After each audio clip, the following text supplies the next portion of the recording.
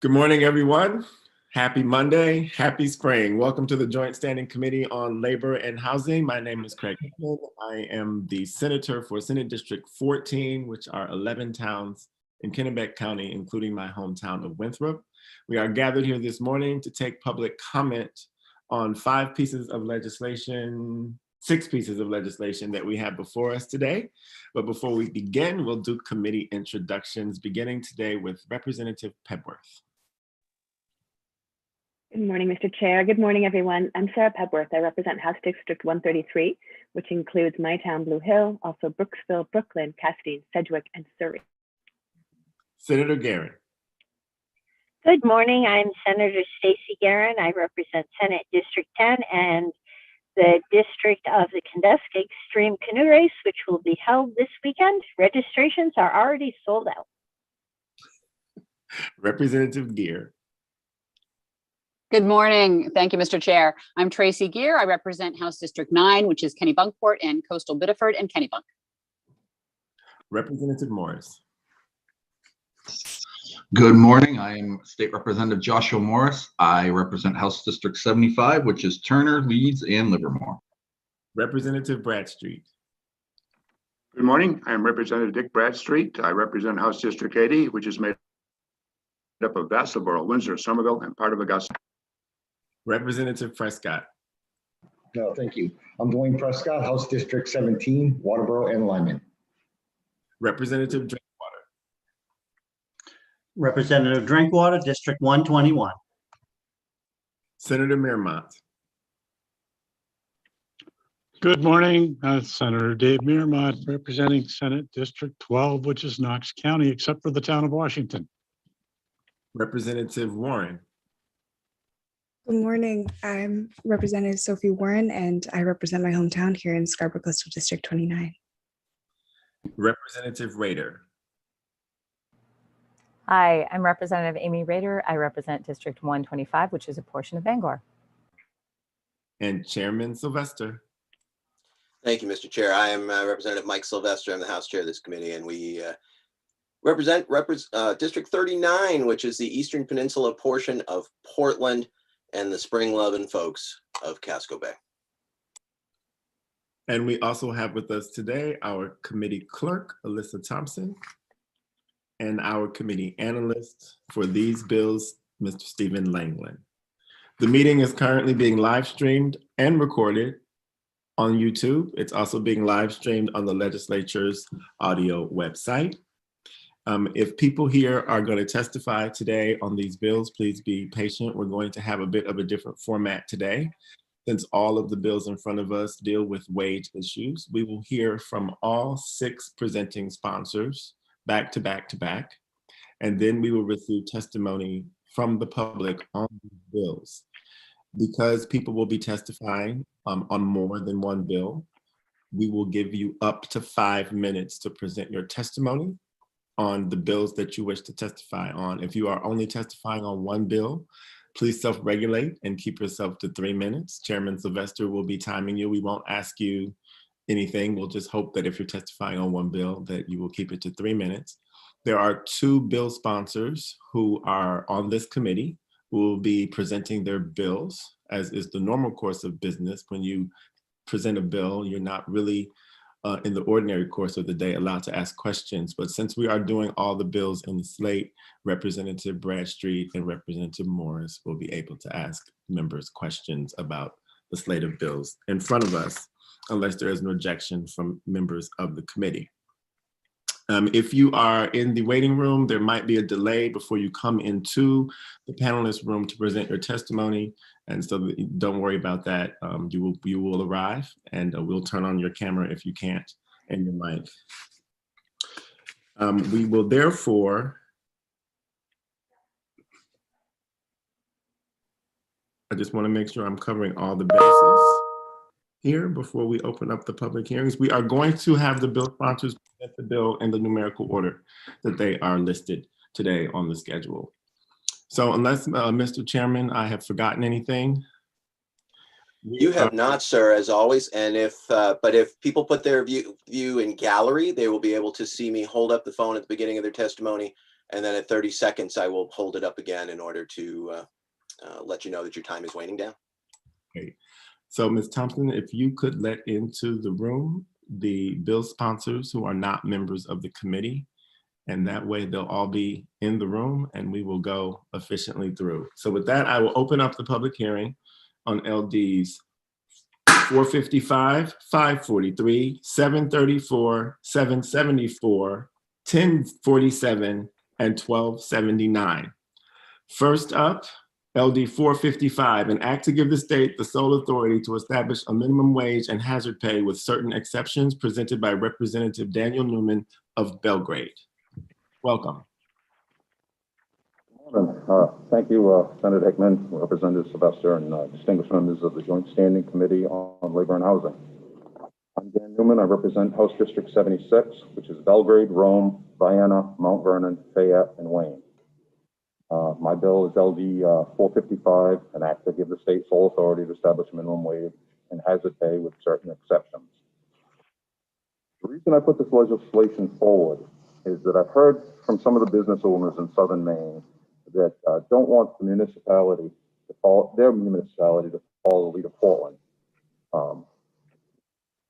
As business owners in the Portland area, they're having trouble with the minimum wage that Portland has enacted. My normal job is that I work in fire protection, which is a service industry, and I have customers all over the state. Many in southern Maine, I've worked with restaurant owners, convenience stores, and they have multiple locations in southern Maine. They're having trouble with employees that they just feel disenfranchised, some of them, because they have some that work in Portland, that live in, say, South Portland, but they also have some that work in their Westbrook location that live in Portland. So we've got employees that are fighting over how much they're doing for the same job and trying to transfer into the Portland area when they don't have the job openings. So it's causing a lot of hard feelings and discontent between employees. Also, other businesses that I've heard from are afraid that the city could enact a minimum wage for service companies that provide services in the city, but don't necessarily have their business headquarters in the city.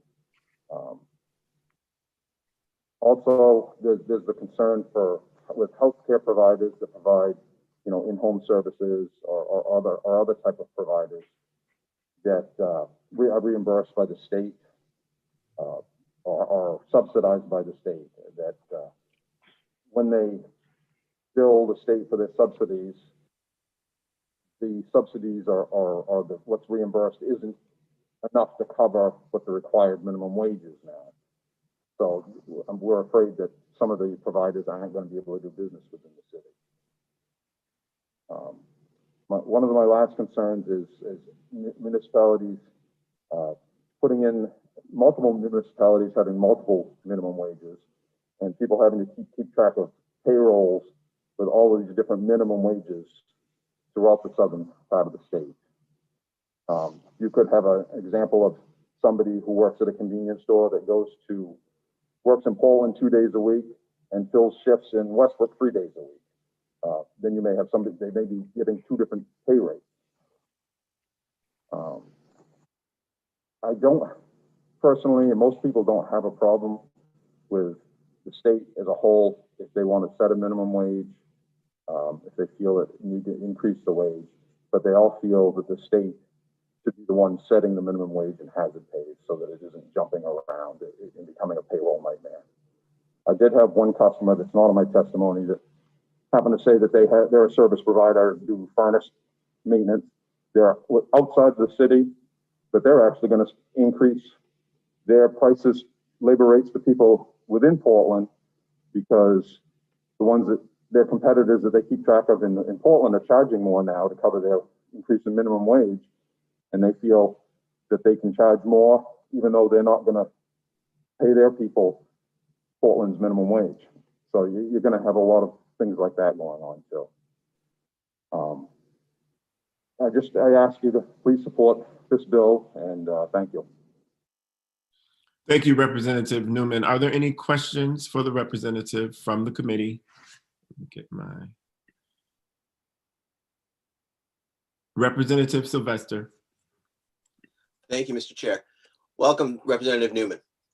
I had a quick question for you. So are you looking for this to be prospective going forward, or are you looking to overturn the votes of the people that have already happened? Because, for example, in my district, almost 70% of my district voted for this minimum wage increase. I wouldn't have a problem if you amended this so that you could keep that as long as it doesn't happen again in the future. If the state's willing to catch up with Portland, that would be great. But you just don't want to have, 10, 20, 30 different municipalities throughout the state all having different minimum wages. It becomes a bookkeeping nightmare. Thank you very much. Appreciate that answer. Representative Prescott. Well, thank you. Representative, just hit part of my question. The cost of living is different depending on where you live. Rent is more in Cape Elizabeth than it would be in a country town. So wouldn't it stand to reason that the amount of money you make would reflect that, just like it does nationally? You can have the same job but go state to state.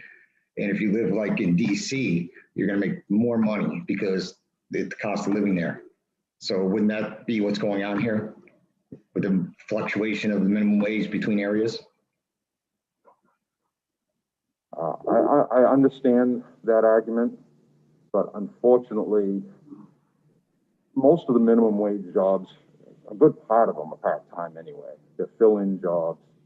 And if you increase minimum wage in multiple cities to different rates, all it does is drive the prices up, because I can guarantee that the person that I heard from that does service providing has already told me that he's going to increase his rates within Portland. He may not be paying those rates, but he's going to increase his rates because he knows his competitors are all raising their rates. The convenience stores, the ones that I talk to that own stores in Portland, are increasing the price of their products. So all you're doing is, if you increase the minimum wage in one area, business owners are going to compensate for it. They're going to charge more for their products and services. So you're really not giving anybody a cost of living increase because they're going to pay more in those areas. Chair? You have a follow-up, Representative Prescott? I have another question. You may proceed. Thank you. The Maine State Constitution has a clause called home rule, and that's where it lets cities and towns govern themselves. So even if we put a state minimum wage in, what's stopping a city or town from putting a higher wage in? Well, yes, I'm on the select board in Belgrade, so I do understand home rule. But the state does have the authority to say, we set the minimum wage. If basically the way it works is, if a municipality can change, increase, or put in ordinances for laws and things like that, unless it's specifically told in the state that the state is the authority setting this. I run into that with fire protection a lot of times. All right, well, thank you. Thank you, Chair. Representative Brad. Mr. Chair, did you say my name? I was muffled there just for a second. Representative Bradstreet, yes. Okay, thank you. Thank you, Representative Newman, for being here this morning. I think you mentioned in your testimony that some of the healthcare reimbursement, where the state reimburses health organizations for what they do, and since Portland's minimum wage is higher than the rest of the state, the cost for the state, should they reimburse the full cost, would be more in Portland than it would be in the rest of the state. Is that right? So the state, maybe it does have some interest in this. Well, the state would have to look at every municipality that has its own minimum wage, and they may have to come back and reimburse at higher rates. Right now, the state sets their reimbursement at so many dollars for this particular service, and if you get to the point where one city's charging a lot more for that service, they may not be. Not city, but the service provider gets more for that service. they may not be able to provide those services, which means they may have to move their offices out of the city of Portland so that they don't have to maintain the minimum wages that the city is requiring. There's a lot of things involved when you start setting minimum wages. Okay, thank you. Are there any other questions for Representative Newman from the committee? Seeing none, thank you for being here today, sir. Thank you. Next up is LD 543, an act to provide that the minimum wage increases by the cost of living every 3 years, presented by our own Representative Dick Bradstreet of Vassalboro. Thank you, Mr. Chair. Appreciate the opportunity. I want to state just before I start too that I was watching the media this morning and it talked about these bills, and all it mentioned was there were some bills to increase the minimum wage, but there are other bills as well. One you just heard is one of them, and this is another one. So in case people are watching, expecting to see just those bills, we have others as well. So thank you. Senator Hickman, Representative Sylvester, my fellow members of the Committee on Labor and Housing, good morning. I'm Representative Dick Bradstreet of House District 80, which is comprised of my hometown of Vassalboro, Windsor, Somerville, part of the city of Augusta, and the unorganized territory of Hibbs Score. I'm here to introduce LD 543, an act to provide that the minimum wage increases by the cost of living every 3 years. As you know, currently Maine's minimum wage is adjusted annually on January 1st, based on the increase, if any, as of August of the previous year over the level of August of the year preceding that year. In the Consumer Price Index for urban wage earners and clerical workers for the Northeast region. LD 543 would change that cost of living increase from annual to triennial and would be based on a January to January timeframe. The January versus August difference is not as important to me as is the wish to make the adjustment every 3 years based on a total 3-year percentage increase in the CPI. I'm requesting this change simply from a common sense perspective. Increasing the minimum wage every year can be burdensome for smaller entrepreneurs who often have to make projections of the total labor costs when entering multi-year business contracts, providing bidding estimates on projects that may not be awarded for several months and whose projects may not actually start for a month of that. This bill would not eliminate that problem altogether, but it will offer more predictability and stability than is now the case. LD 543 will help accomplish this while still respecting the goals of the cost of living adjustments addressed in current law. Changing the minimum wage annually may not seem like a big problem to many of you, but for many larger Maine businesses, that can certainly be the case. But for lots of small businesses, which we all agree are the backbone of our economy, it is just another burden that has been placed on them by forces outside of their control, and they can use some relief. This bill represents a compromise between business and labor and will provide a workable environment in which all parties can benefit. I thank you for your time and consideration, and I do just want to reiterate that I do respect the indexing portion of current law. Thank you. Thank you, Representative Bradstreet. Are there any questions from the committee for the bill sponsor? Representative Pebworth. Thank you, Mr. Chair. Thank you, Representative Bradstreet. I'm curious if this bill has been introduced before and if we have numbers on what, say, the last 15 years would look like if this had been in place rather than our current system. I have no knowledge of this bill ever being introduced before, since the automatic increases have only happened the last couple of years. So I'm not aware of that, Representative. I know I haven't done it. Are there other questions for Representative Bradstreet from the committee? Seeing none. Thank you, sir. Moving on. We are next to LD 734, an act to set a minimum wage for school support staff, presented by Representative Benjamin Collins of Portland. Good morning. Good morning. Senator Hickman, Representative Sylvester, distinguished members of the Labor and Housing Committee.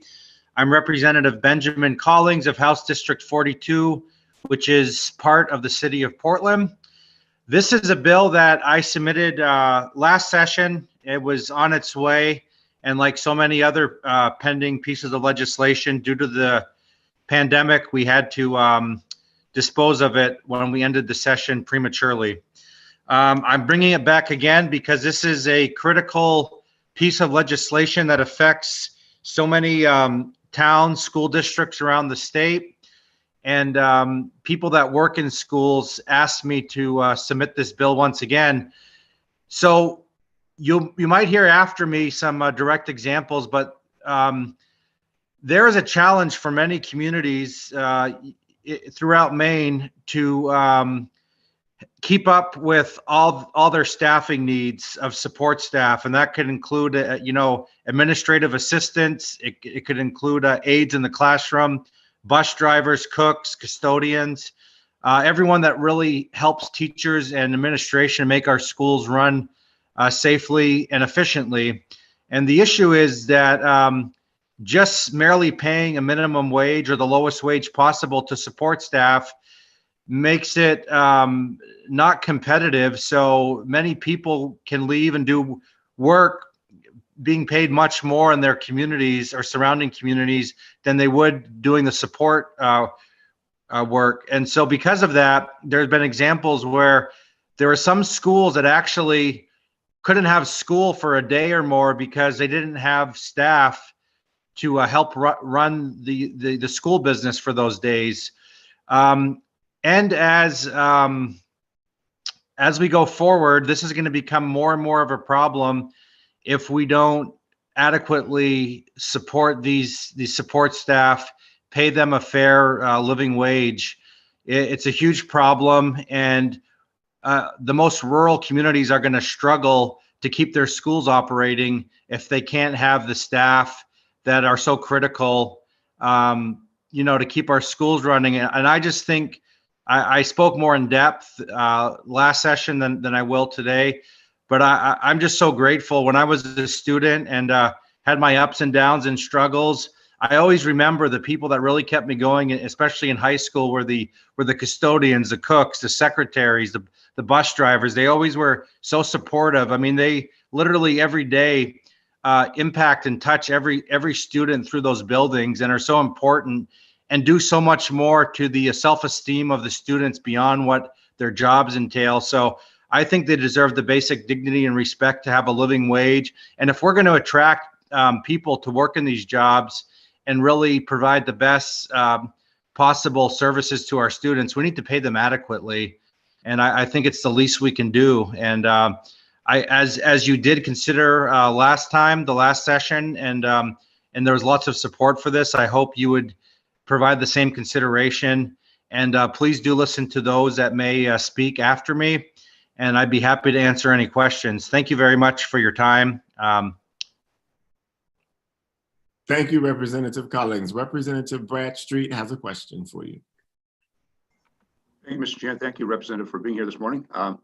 So is it your intent for this, should it be introduced, that the localities would pick up the entire cost of it rather than the state, or at least the direct costs? Is that I would hope that that could be all worked in, and that the state could be providing more money to municipalities. I'm hoping in this next session, which would help bolster that. Follow up, Mr. Chair? You may proceed. Okay, so, but there's nothing in current law that precludes a local district from giving more than the minimum wage right now, should they feel they can afford it. And if the situation warrants it, is that accurate? Yes,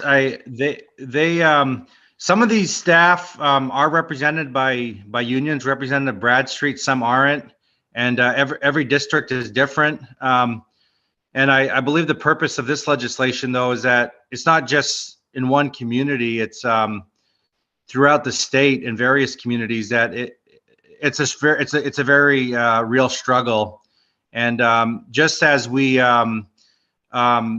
a couple years ago, as you recall, Representative Bradstreet, we passed a law to increase the starting salary, minimum salary for teachers to $40,000, and we're still in the bottom third lowest paying for teachers. So as we did move up, other states moved up even further. So we kind of didn't really gain ground competitively.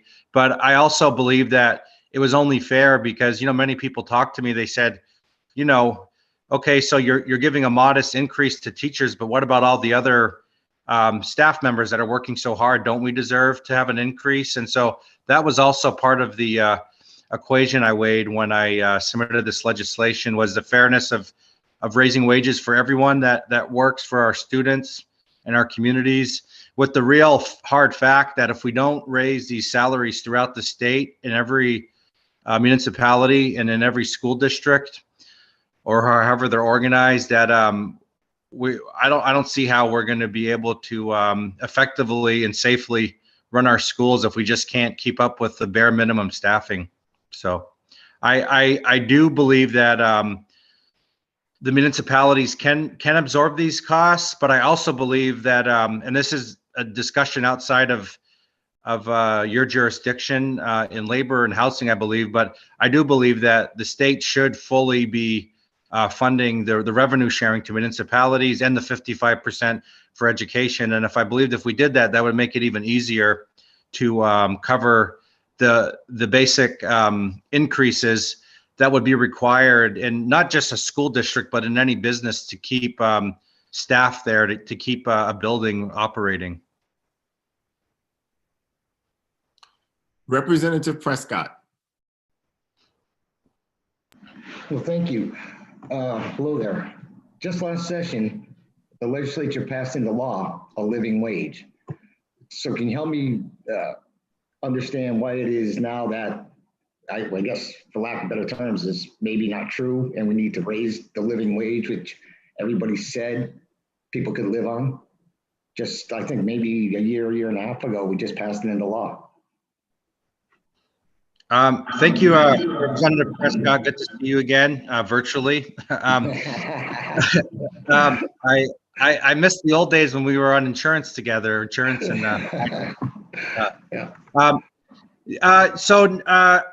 if you're referring to the People's Citizen Initiative that passed, that incrementally rose the current wage, which is $12.15 an hour. Yeah, I mean, I have another bill that you're going to be hearing later today that's going to address that in totality throughout the whole state. I don't believe that is indeed a living wage at all. It did do good to get us from where we were, which was like, I think, below $8 an hour, to the current $12.15 an hour now. But based specifically for this bill, Representative, based on the work that support staff does, what that entails, the labor, the experience, the impact, the need for our students and communities, I just strongly believe that if you just pay them the bare minimum, it's not enough, and it's not fair that we would raise wages for teachers and not the other staff, Representative. But the main intent behind this, what I put in last year and had to put in again, because unfortunately we shut down early last session, as you know, is because literally some schools had to shut down. They couldn't run because people just would not do those jobs because they don't compensate enough. People can't survive on those wages. And for the skill level people have, they can just get paid more leaving the schools to go do similar work outside, whether, a bus driver would go do other work driving for another company, or if someone would go work in a restaurant or whatever it may be, that who's a cook, or someone's an administrative assistant but leaves the school to go work in the private setting. We can't compete wholly, but I think with a modest adjustment, it just would help. It would just help to be more competitive, so we can get these people. And you know yourself how important the roles of these support staff. And I just feel that we need to do something to entice people to do these jobs and not leave our schools. And by the way, this is getting away from this specific bill, Representative, but it's not just in the schools. When I was serving on the Transportation Committee, the DOT has a huge challenge keeping employees there, because they train people to work there, and then immediately, in some cases, there was testimony that people can make almost double the amount of money working in the private sector than they could for the state. So this has to be addressed throughout the whole state government, but specifically for schools, which are so important, obviously, for our future, for our youth. I just really felt strongly that, and personally, just knowing, again, the impact goes beyond just the defined roles the support staff does. And you'll hear probably more about like ed techs, like they have to do so much and really aren't compensated fairly. But, for what bus drivers do, cooks, custodians, administrative assistants, beyond doing the roles they're tasked, they always go above and beyond to do so much more to help meet the needs and the self-esteem of students. So those are all factors that kind of may not answer your question directly. I touched on that right away, but I wanted to show you the full picture beyond just, what we define as the state as the bare minimum. I think there's more goes into it than just that. So. Thank you, Representative. Thank you. From the committee. Prescott, is your hand up? Are you having trouble hearing Representative Prescott? Not now. I heard you now, but I didn't know if you called my name for a second question or if you'd like to, I'll defer to the next representative and come back. I appreciate that very much. Representative Warren has a question. Thank you very much and for your testimony today and bringing this bill forward.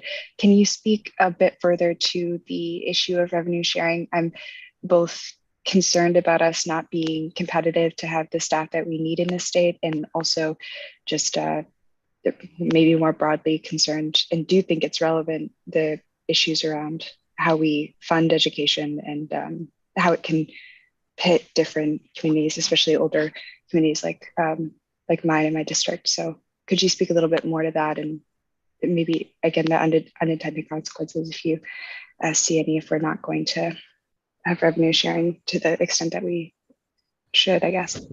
Yes, and maybe I opened. Thank you, Representative Warren. I think probably I opened up a side conversation by bringing it up, but yeah, my part of my point to address Representative Bradstreet is that I believe that communities can absorb this cost. I believe that they can, and that they really are going to need to, if to keep their schools operating safely. But my point being was that in addition to the ability communities have, I believe that ability would even be bolstered if the state, and I think we were going to be providing some additional revenue to municipalities, but I believe that if we are to meet our commitment of 5% revenue sharing and 55% to education, which we fall a little bit short of, that would be more revenue that would make it more easy for communities to absorb these costs. I think the schools do need to budget every year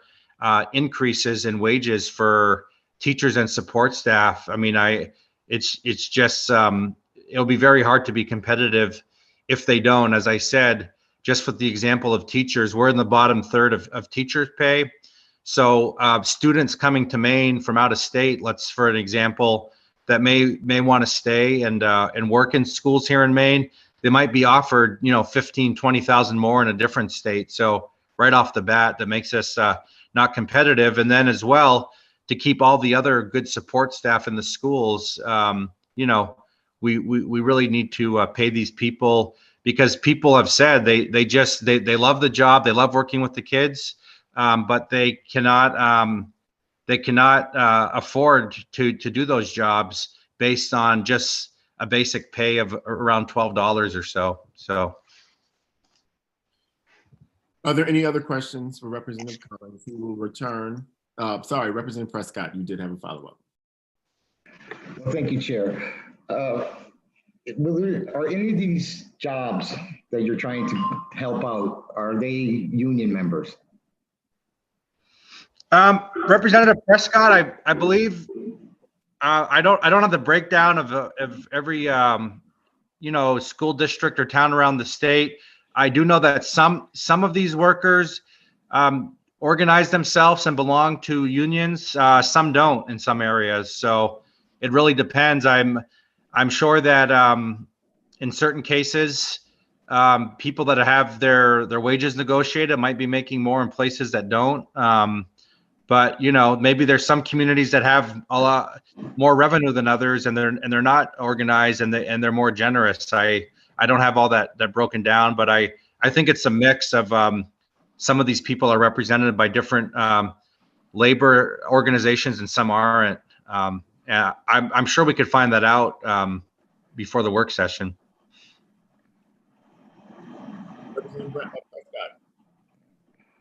One final. Thank you. Yeah, because I was thinking that unions should negotiate their own wages. So is it your intent that this bill just helps out the people who don't have a negotiating bargaining team in place? Yes, it would theoretically, yeah, just basically deal with the floor for wages. So it would set that floor that would apply to union or non-union shop, and then I'm not sure. Again, I don't have that. I have to look at the numbers and analyze it to be more articulate on that. But definitely, maybe some union shop workers would be making more than the 16, but everyone else would at least be making the 16. So. All right. Well, thank you. Thanks.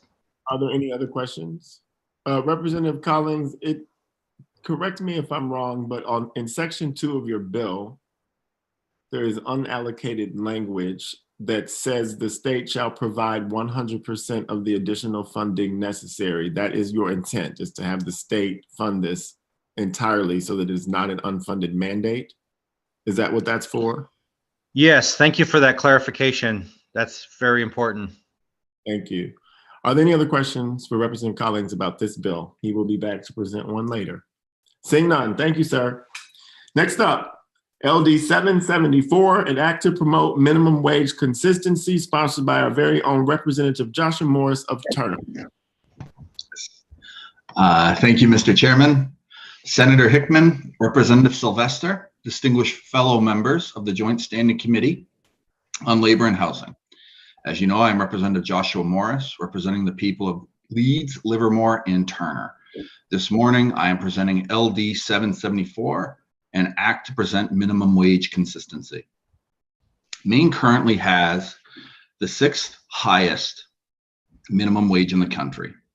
With all Maine small businesses have had to deal with in the last year, they deserve to have predictability when it comes to determining how much they will have to pay in wages.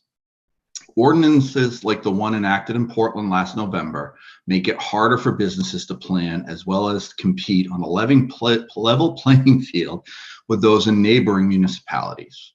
The bill establishes a preemption clause for the state in setting the minimum wage. This will help promote the predictability that businesses need for their planning. Minimum wage hikes do not just cut into the profits of business owners. They must be paid for. They are often paid for by higher prices or cuts to staffing, or both. Either way, it affects the customer's experience. This puts those businesses on a competitive disadvantages with businesses that offer a similar service in a neighboring municipality that has a lower minimum wage. If you are a customer looking for a pizza, one restaurant charges you $20 for a large pepperoni pizza, and a restaurant in the next door charges $15 for the same pizza. Where are you going to go? Giving the state preemption on minimum wage also helps in other areas, such as our healthcare system. Earlier this year, LD 652 asked the Health and Human Services Committee to consider an emergency reimbursement rate review. Much of the testimony focused on Portland's pandemic wage for the reason for that policy. I asked the committee to consider the following from the Maine Association of Community Service Providers.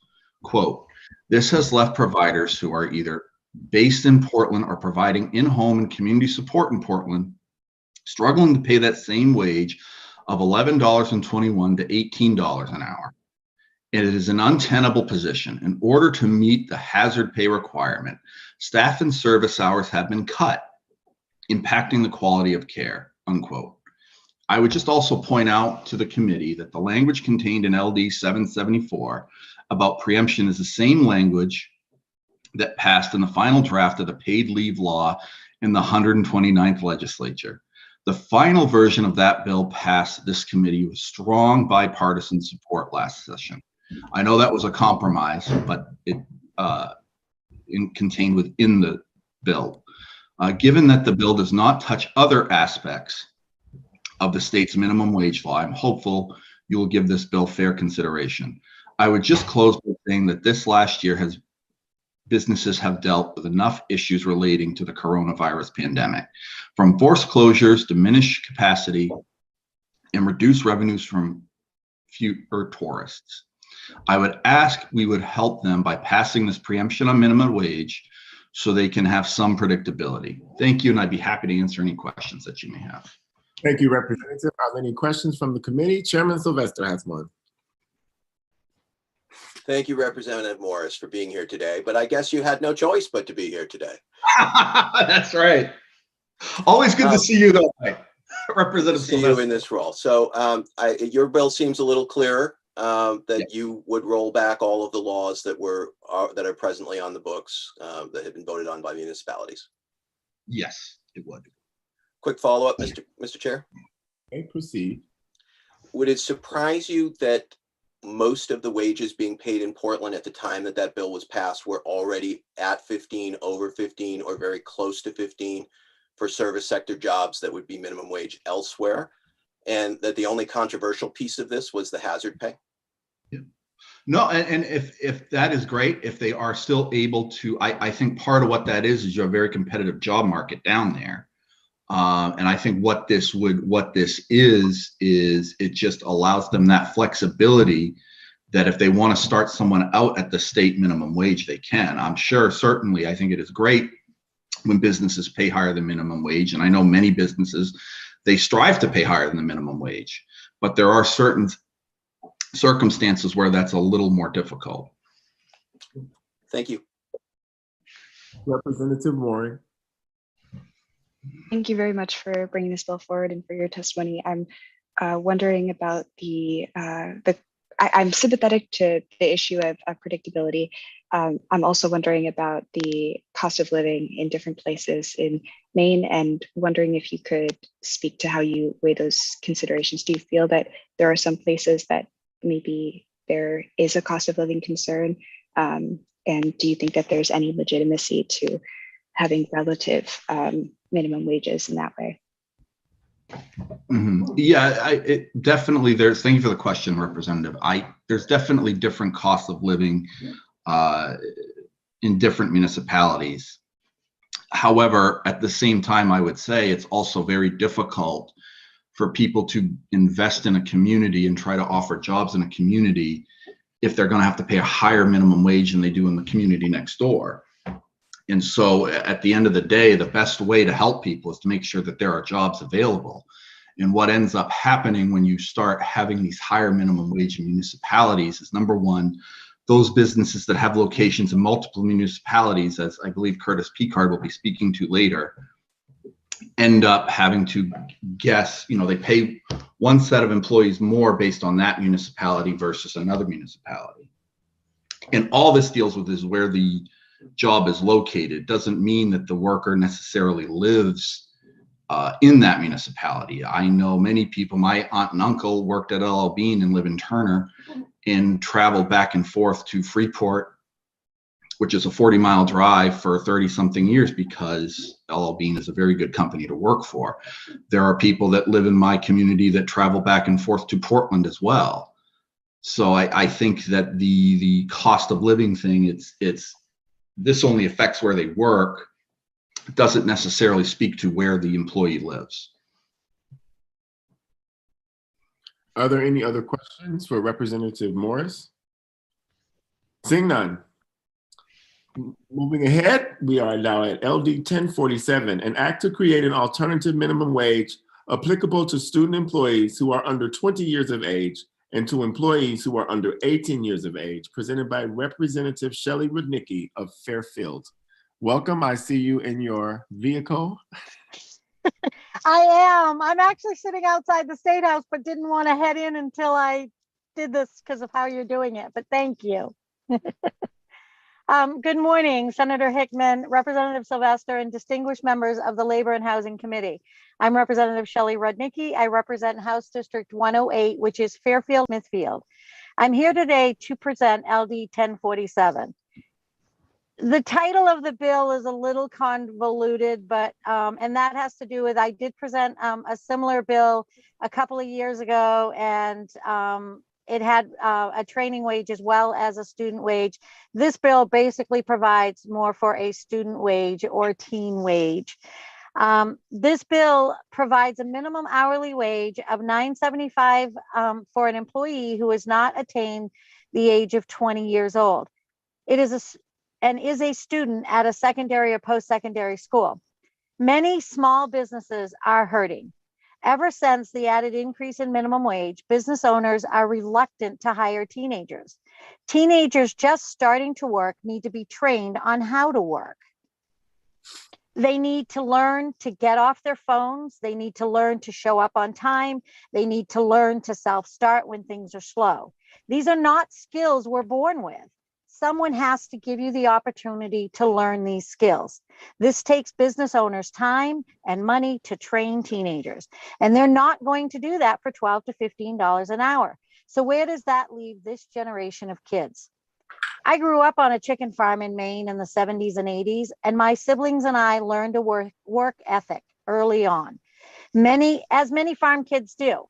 When my children were young, I started them helping in the family business. And by the time they were 15 and 16, they were able to get jobs. We instilled a work ethic to show up on time. Don't call out of work just because you don't feel like going to work. Don't stand around and look for something to do. Don't stand around, look for something to do. Because of these, they moved up in their jobs quickly and were relied upon by their bosses. When my daughter went to Bentley University, she had to help pay her own way, and working there, sometimes as many as 3 jobs. She had an extensive resume when she started and was doing career work within the college. Some of her classmates had no job experience and nothing to put on their resumes. This made it more difficult for them to get a job. When my daughter was able to get an internship, and when she graduated, they hired her full time. Because of her work ethic, this made her indispensable.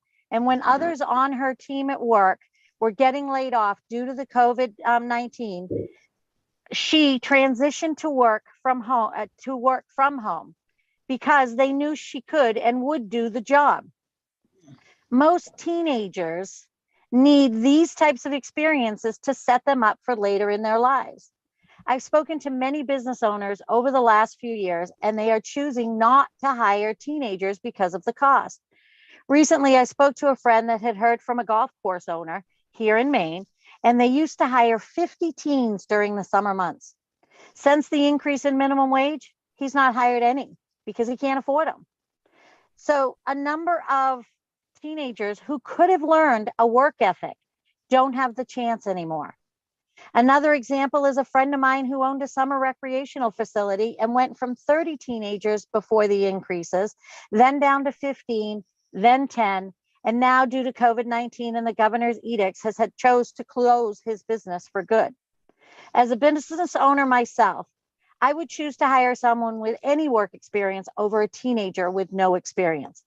If you have never run a business, then you may not realize that if you've never run a business, then you may not realize, okay, the actual cost of doing so. Some small business owners are on tight budgets and work 60 to 80 hours a week themselves. For the first 4 years of my own business, I didn't even take a paycheck. Employee costs are usually the biggest expense. Not only are they paying the wage, they're also the employer taxes and unemployment taxes. I bought a similar bill 2 years ago that was dismissed. Some comments were that teenagers need the money to save for college. So why shouldn't they get the same minimum wage? I say many are not getting jobs because of the increase in minimum wage. Now there's no money to save. The increase over the last few years, and especially now due to COVID-19 pandemic, many more teens are unable to work and save money. I urge you to pass LD 1047 as a way to support businesses and teams learning a work ethic to set them up for the future. I'm happy to take any questions. Thank you, Representative. Are there any questions from the committee? Seeing none. I think I had my hand raised. I thought I did. Representative Warren has her hand raised. And would you like to also be on the list, Representative Bradstreet? You'll be next. Representative Warren. Thank you very much for bringing this bill forward. And I wanted to ask you about, I guess, different young people have different situations or different expenses. And I'm wondering, for maybe those like myself, I got a certain amount of support from my immediate family members in different expenses while I was a student. But there's some who definitely aren't in that same situation. And so I'm wondering, how do you think about that issue, that this may have the unintended consequence of impacting different people differently, even within the bracket? Although I understand the intention that you're raising here. So, Representative, the biggest problem that there is we've always had this, that there have been some that need more support than others and get the support from family that don't. However, it's not going to do any good if you get support or don't get support if you don't first learn how to work. And a lot of business owners are just not going to hire those teenagers. So, but the more they do the job, the better they get at the job. They're going to raise those salaries because they're going to want to keep them. They've already trained them. They want to keep them. They're going to raise up. And that's going to help with their work ethic. I have seen over the last, especially the last few years, so many teens need to get off their phones. They need to show up, because there are teens that, they show up a half hour late. What? I'm only 5 minutes late, or I'm only a half hour late. They need to learn that. And whether they have the support or not, if there's no jobs because businesses aren't hiring them, doesn't do any good, anyway.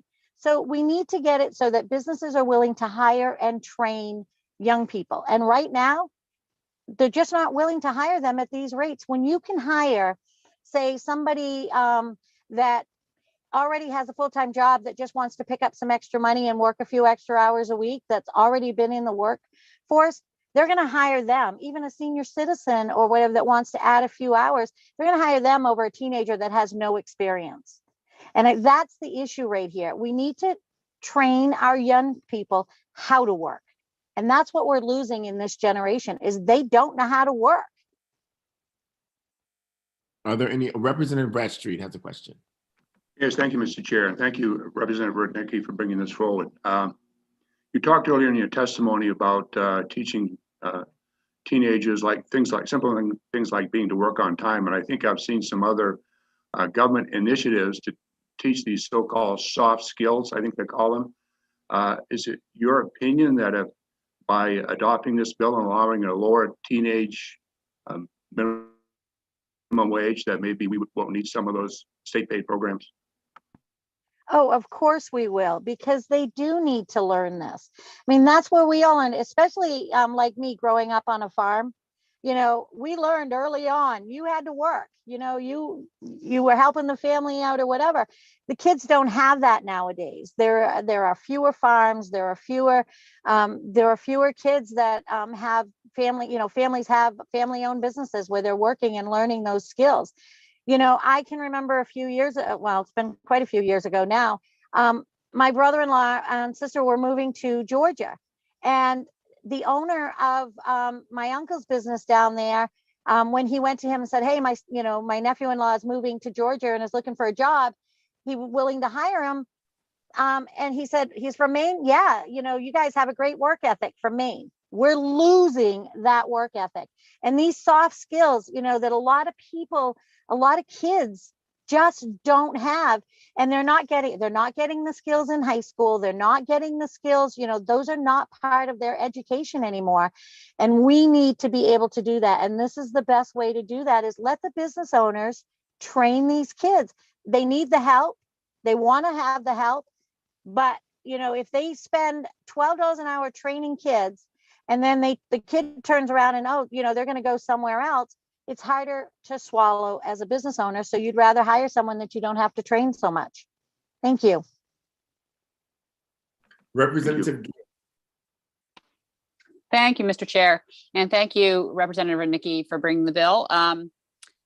My question, our colleague, Representative Drinkwater, always brings up the fact that we do like data. And one of the questions I have regarding your testimony is you've told some individual stories about people you know in business who are making certain decisions about employees. And I'm wondering, do you have any statistics about the current statewide employment of students and how that's changed? And I would also just add on to that is, when you talked about a business that's a recreational business that is not hiring students during COVID, I'm wondering how much of that is actually due to COVID versus other factors, given the fact that we just aren't able to do that given the pandemic. So any statistics, and then the impact of COVID specifically. No to statistics, I don't have those, but I'm sure we can try to pull some up before the work session. And as far as the COVID, this particular business that I was speaking of, he has actually, because of COVID, closed. But prior to COVID, he was reducing the amount of his employees on a regular basis because of the cost of hiring at the current minimum wage for teenagers. So he reduced from 30 down to 15, then down to 10 over the course of that as the minimum wage increases were happening. And now he has made the decision because of COVID just to close his business. So there is no option now for any teenagers there because he lost so much money this last year with the everything being shut down because of COVID. Representative Gear, did you have another question? I don't hear you. Oh, I'm sorry. I just wanted to mention that for the work session, I would like to see some statistics, if we could, regarding statewide employment of students and what the trends have been historically on that. And that would be helpful. Thank you. Thank you. Representative Morris. Yes, thank you, Mr. Chairman. Thank you for being here, Representative Rudnicki, and bringing this bill forward. Would you just speak to a little bit about when if this bill passes, sort of how this helps that kid that shows up and does a really good job? Wouldn't they have an opportunity to earn a higher wage for that business? Because wouldn't the business want to hold on to individuals like that? Oh, I totally agree with you. That is exactly what happens with businesses. They do not want to let go good employees. We know that. And if a kid, he's made it, he's been there 6 months, been there a year, and he goes in and either asks for a raise or the employer wants to give him a raise because he doesn't want to see him leave and go to another business that's willing to pay him more. So that's how we hold on. That's how we all keep our jobs, is the better you do, the more value the employer sees in you, they are going to pay more. And we have to give people that opportunity. And that's what the best thing about having a teenager start working when they're 15 and 16 years old is they learn those work ethics to be able to gain more experience and to stick to a job and then move on to better jobs. I mean, that's what I did. And I know that's what my kids did. And that's what a lot of people, most people do. Jumping in at $12 an hour, or if, God forbid, it goes up to $15 an hour for those businesses that are struggling, it's going to be very difficult for them to even consider hiring teenagers. And that's what we need to do, is we need to give these kids the work experience for them to get better jobs in the future. Thank you for the question. Representative Drinkwater. Thank you, Mr. Chair, and good morning, Representative Rudnicki. Last week, we heard from Jordan Farms out of Cape Elizabeth that just flatly said she will not hire teenagers because her top hands make $12 an hour. I know a part of your district and my district are farming communities. Can you share with us what you've heard from farmers not hiring teenagers? I have heard that actually from a few farmers that have said they just can't afford to hire a teenager anymore because of the cost, and especially when their hands are making 12, even 50, because here's the thing that people forget. And I heard this on one of the bills that was introduced already. When you jump in and take one section and raise them up, well, then you got the people that have been there 2, 3, 4, 5, 10 years that now are making the same amount of money that the person that just started is making. That person that's been there 5 years now wants a raise. So now you're looking at businesses that are expanding, having to go up even higher on that and go up. If people are good workers, if they put the time in, they do the job, they'll see the increase with businesses. And farming is the same way. You know, farmers, farmers are getting fewer and far between, and they are the same way. They just need good, if they can get away with hiring a teenager at some less money, these teenagers are going to get life skills that they've never had or won't get any other way.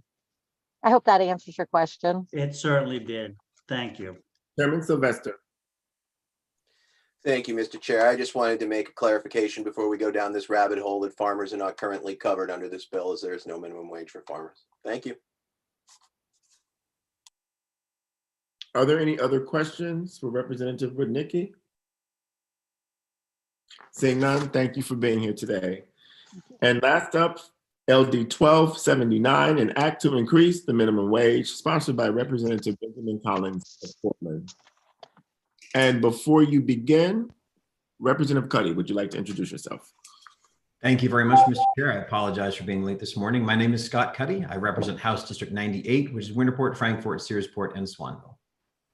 Thank you. Representative Collins, you're on. Thank you once again, Senator Hickman, Representative Sylvester, distinguished members of the Labor and Housing Committee. I'm Representative Benjamin Collings, House District 42, which is part of the city of Portland. I do appreciate you indulging me for a second time today to bring another wage bill forward. This bill as well seeks to have a minimum wage of $16 an hour.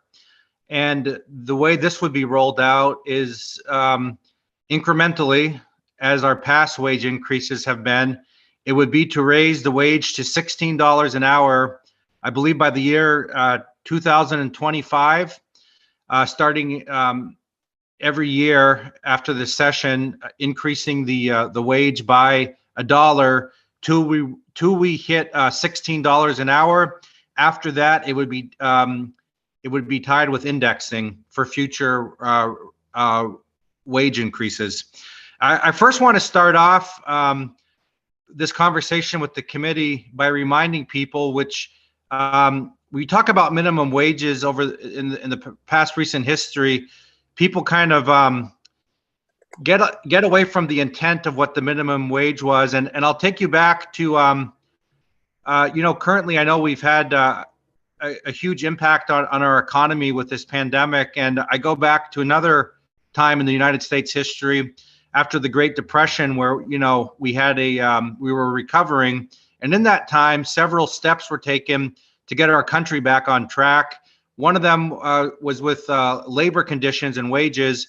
And I want to read right here the intent of a minimum wage by then President Franklin Roosevelt, who said, "No business which depends for existence on paying less than living wages to its workers have any right to continue in this country. By business, I mean the whole of commerce as well as the whole of industry.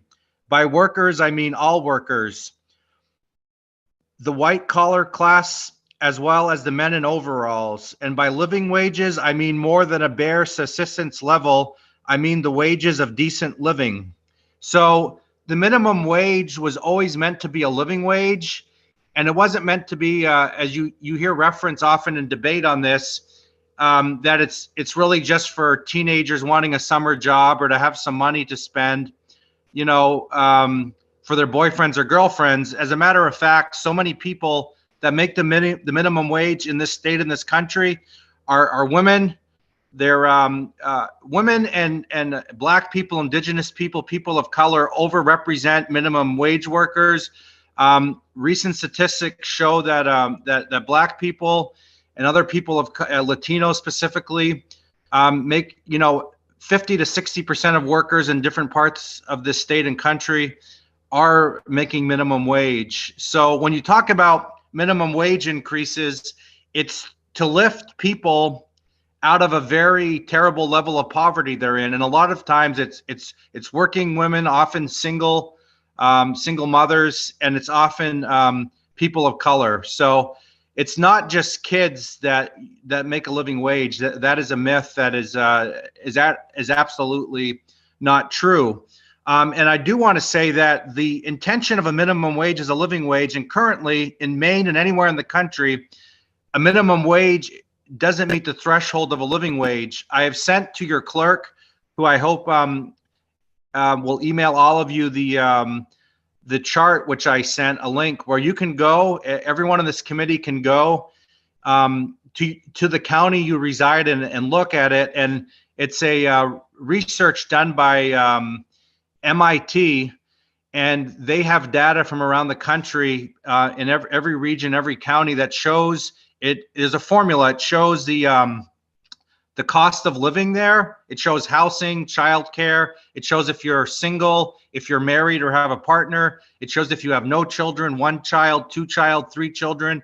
It goes to, recent housing data. It covers everything that should be covered to live anywhere in the state of Maine. And it shows by all metrics, even if we were to raise the wage to $16 an hour by, 4 years into the future, most individuals would barely be making a living wage at that rate. And even 2 people working at $15 or $16 an hour, especially if they have children, would barely be making the minimum payments to survive, apartment, rent, housing, food, all of that. So I hope you can look at that. And after this hearing, I'd be glad to speak with individual committee members to go over the data per your district. And also I will be providing much more, so you can have a much more thorough debate on this. I will be providing further data to you after this before your work session. Many other studies, both local and nationally, that touch on the wage. So as you know, and as you've debated this in the past, is especially in the past 40 years or so, the costs of living have increased greatly across the scale. Housing, automobiles, different commodities, food, the cost of living has gone up drastically. And education, healthcare, everything pretty much. But one thing that has been artificially deflated has been wages. There's been a huge stagnation of wages over the past several decades. There's been a huge push at state government capitals and the federal capital by corporate interests to keep wages artificially deflated. And by doing so, we find ourselves in the conflict we are in today, where some people find it hard, especially very small businesses in rural communities that are already struggling, not just due to wages, but to many factors. They find it hard to quickly raise their wages to pay an adequate wage to their workers. And the reason, again, is goes back to what I just stated. Special interests have worked hard to keep wage increases from not happening. Had over the past several decades, every year, attempts to increase wages minimally not been blocked, had there not been these huge lobbying efforts, even the very small wages of 10 cents, 15 cents, 25 cents an hour, had those not been stopped from happening at a state and federal level over decades, we would be closer to a living wage, which by most studies is anywhere between $16 to $22 an hour. Now, if you do look at productivity by workers, which has gone up, American workers have become more productive, but the wages haven't matched that. However, disproportionately, the wages of executives and CEOs and corporate profits have gone up through the roof. So had the productivity of workers and had inflation been considered, and had that been tied to the average CEO pay, the average minimum wage would be closer to $40 an hour if we would have based it on those metrics.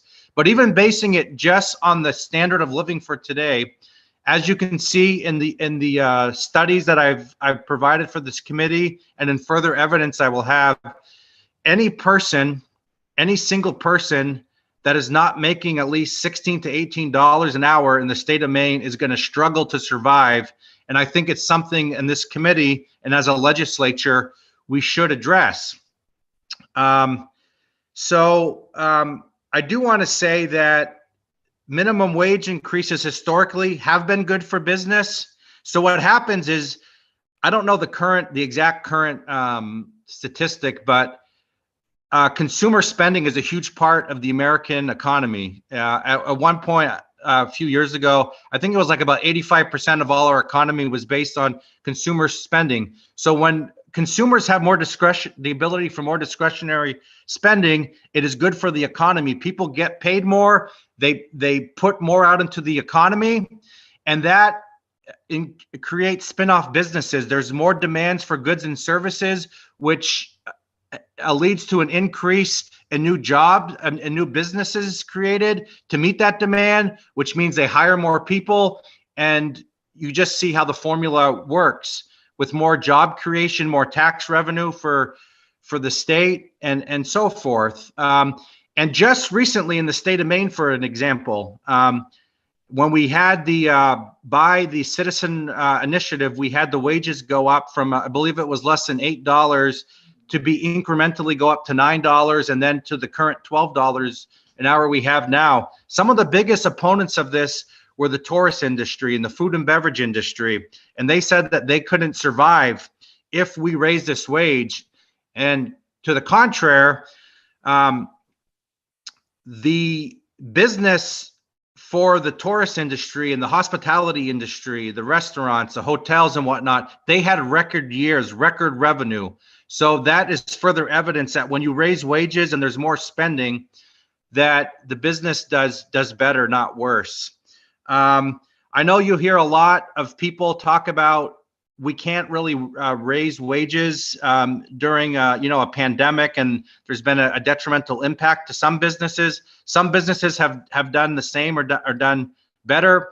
I understand many have hurt, and I know we've through waiving taxes and grants and loans and whatnot, we've done our best to address that nationally and at the state level. But I do see that. But I also want to state is that moving forward, our economy is going to get back on track, and that we need to have basic rules for businesses to conduct themselves here in the state of Maine. So I don't see a pandemic being a reason that we continue to deflate wages. And as the example of our history, when we have better labor standards and better wages, as was the case after the Great Depression, the economy rebounds and booms.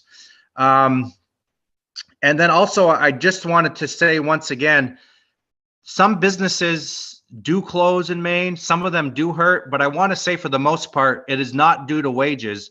In many rural communities where I grew up in northern Maine or throughout the state, many mill towns or factories in towns have closed. And once they close, people move out, people don't have money. Other energy costs and so forth put pressures on businesses. So it makes it hard to compete, but it's not wages itself that are the driving factor for businesses to closes. So I don't buy that argument at all. And I believe that in this day and age in 2021, if you're going to start a business or be in business, you have to adapt to the times. One of those is to be competitive, is to pay a fair and living wage. And what you're going to see is that businesses may not be able to compete if they don't pay a living wage, because if they don't, people are going to go to other businesses that do pay that, as you've seen in Portland and other places where they've had their own ordinances. So with that, that is basically the reason for this bill. I'd be happy to answer any questions, but I do think it's something you should take seriously. And I do want to just say this in my closing. I can't believe it's almost been 30 years ago, but I remember picking potatoes as a high school student in Fort Kent. And in the early 90s, I was paid almost $8 an hour. And before the state of Maine citizens voted to change our minimum wage, almost 30 years ago, I was getting paid more than the current wage at that time. So if potato farmers in Fort Kent could afford to pay me more than the minimum wage almost 30 years into the future, I think people can adjust as well today. Not to mention that when I was a teacher in Utah in the late 90s, early 2000s, I worked part-time at a warehouse. It was non-union, and I made about what the current minimum wage is today in Maine. So, you know, over 20 years ago, as a entry-level position, I got paid what the current minimum wage is in Maine. So I think this is all very reasonable.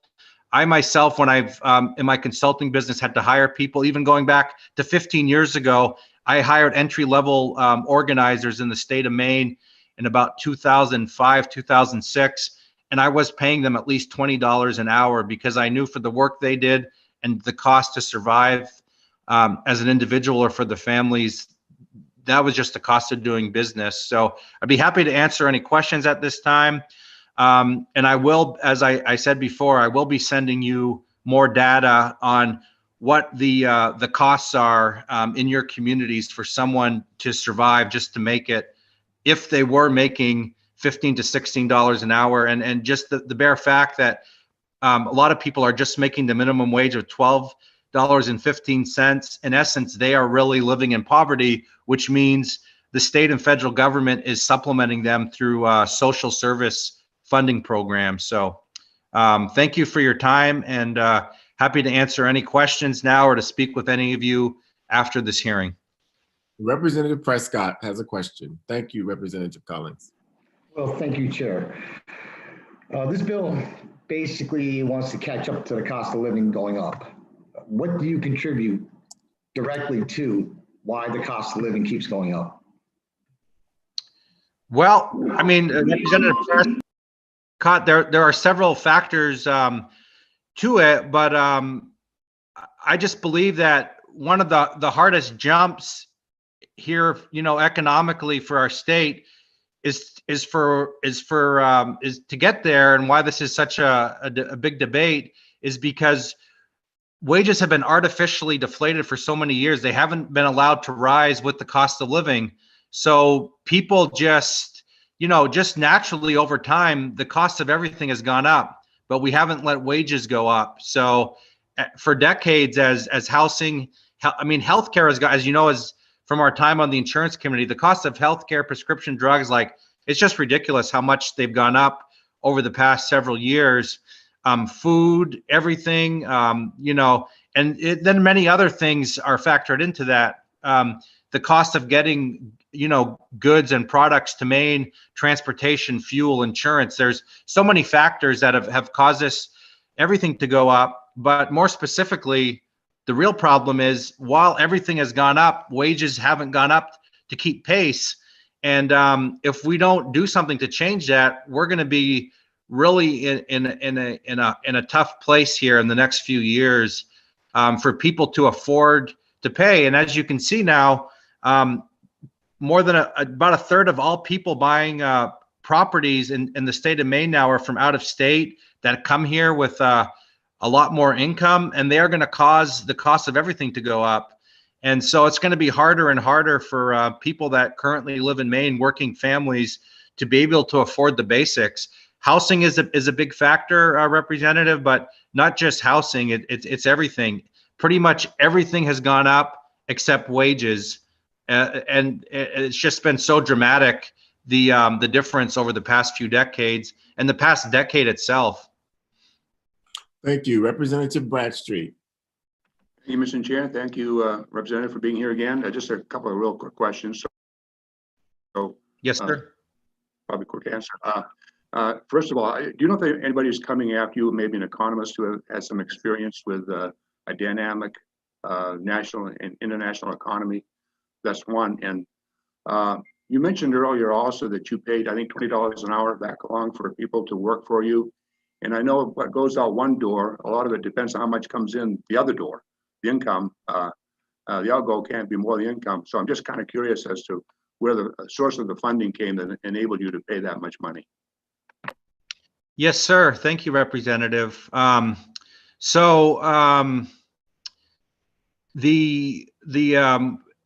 specific example of paying people $20 an hour was for a referendum campaign. I hired people to help me do work around the state to engage voters to go out and vote and whatnot. And funds were raised for that effort. And I would have to say that we did have a limited budget for a statewide effort.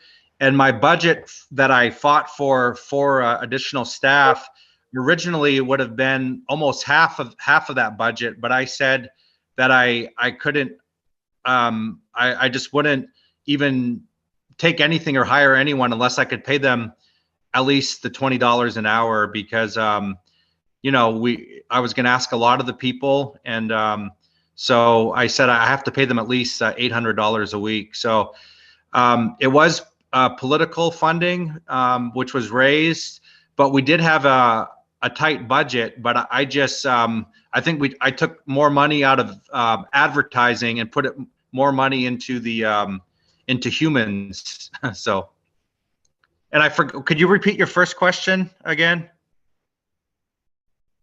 Yes, thank you. I'm wondering if there's someone coming after you, if you're aware of an economist who may be able to shed some light on how the dynamics of an economy work, both nationally and internationally. I'm not aware of that, Representative, but I do know of some people that deal in this from different perspectives, as well as some people I consider neutral, who I would be glad to have them speak with you or the committee in a work session. If you like to dive more into data and analysis and whatnot. I learned a lot picking potatoes in Fort Kent, but I am no means a international economist. So, thank you. I learned a lot picking potatoes in Albion before your time. Street, given the sign-up sheet, I do believe there are an economist or two who are here to testify if the technical difficulties don't take sway. We've lost a few people to power outages today. Representative Warren has a question. Thank you very much for bringing this bill forward and for your testimony so far. I think at the end you mentioned something about this bill and raising the minimum wage in relationship to the social safety net. I'm wondering if you, or maybe this would be appropriate for someone that you know may be coming to give more context on this bill, but how the raise in minimum wage in Maine over the last few years has impacted those social support services, and if this is maybe consistent with that or moving us further with positive trends, or if there have been some, if you have an analysis to put it in context. Thank you for that, Representative Warren. I would defer hopefully to someone who could touch on that better than I. That's one area I can't really articulate much on. All I can say though to you, kind of holistically here, the big picture is that there are instances right now in Maine where even at the current level minimum wage of $12.15 an hour, that a working mother or a working father who's single that has children is living in, under a certain poverty level while making the minimum wage. And I think some of those formulas for the poverty level are pretty conservative, and I think they should be adjusted. I think that people even making more than the $12.15 an hour, a single parent with children, could be. I just, obviously the housing costs aren't the same throughout the state as they are in the Portland area. I mean, they are going up everywhere very quickly. But I mean, if you look at someone making the minimum wage right now, that full salary alone after, their net income, that alone can't even, if they have children and need a few bedrooms, that can't even cover the rent. So if that's the case, how are you surviving? I mean, you have to get housing assistance, you have to get food assistance, you have to get assistance from so many other places, from the government, churches, nonprofits, to survive. And even two people working at a potential future minimum wage of $15 or $16 an hour in places like Portland and in many other communities now where the cost of living is going up so dramatically, they just can't pay all their bills, making those wages based on housing and other costs. When you look at the cost of housing, of healthcare, of childcare, of food, of transportation, of insurance, of winter fuel. So, Representative Collins, can you hear me?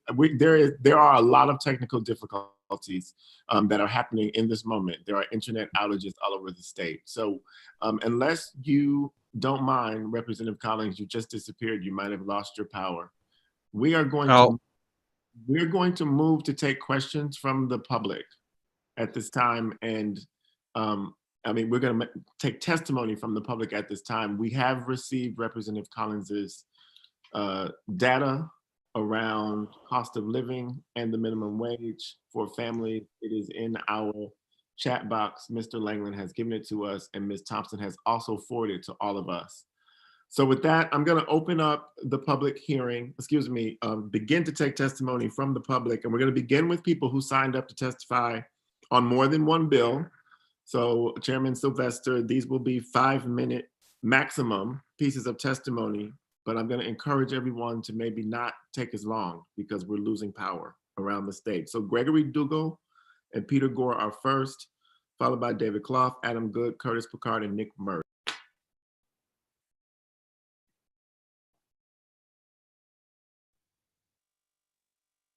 Thank you, Senator Hickman, Representative Sylvester, and distinguished members of the Joint Standing Committee of Labor and Housing.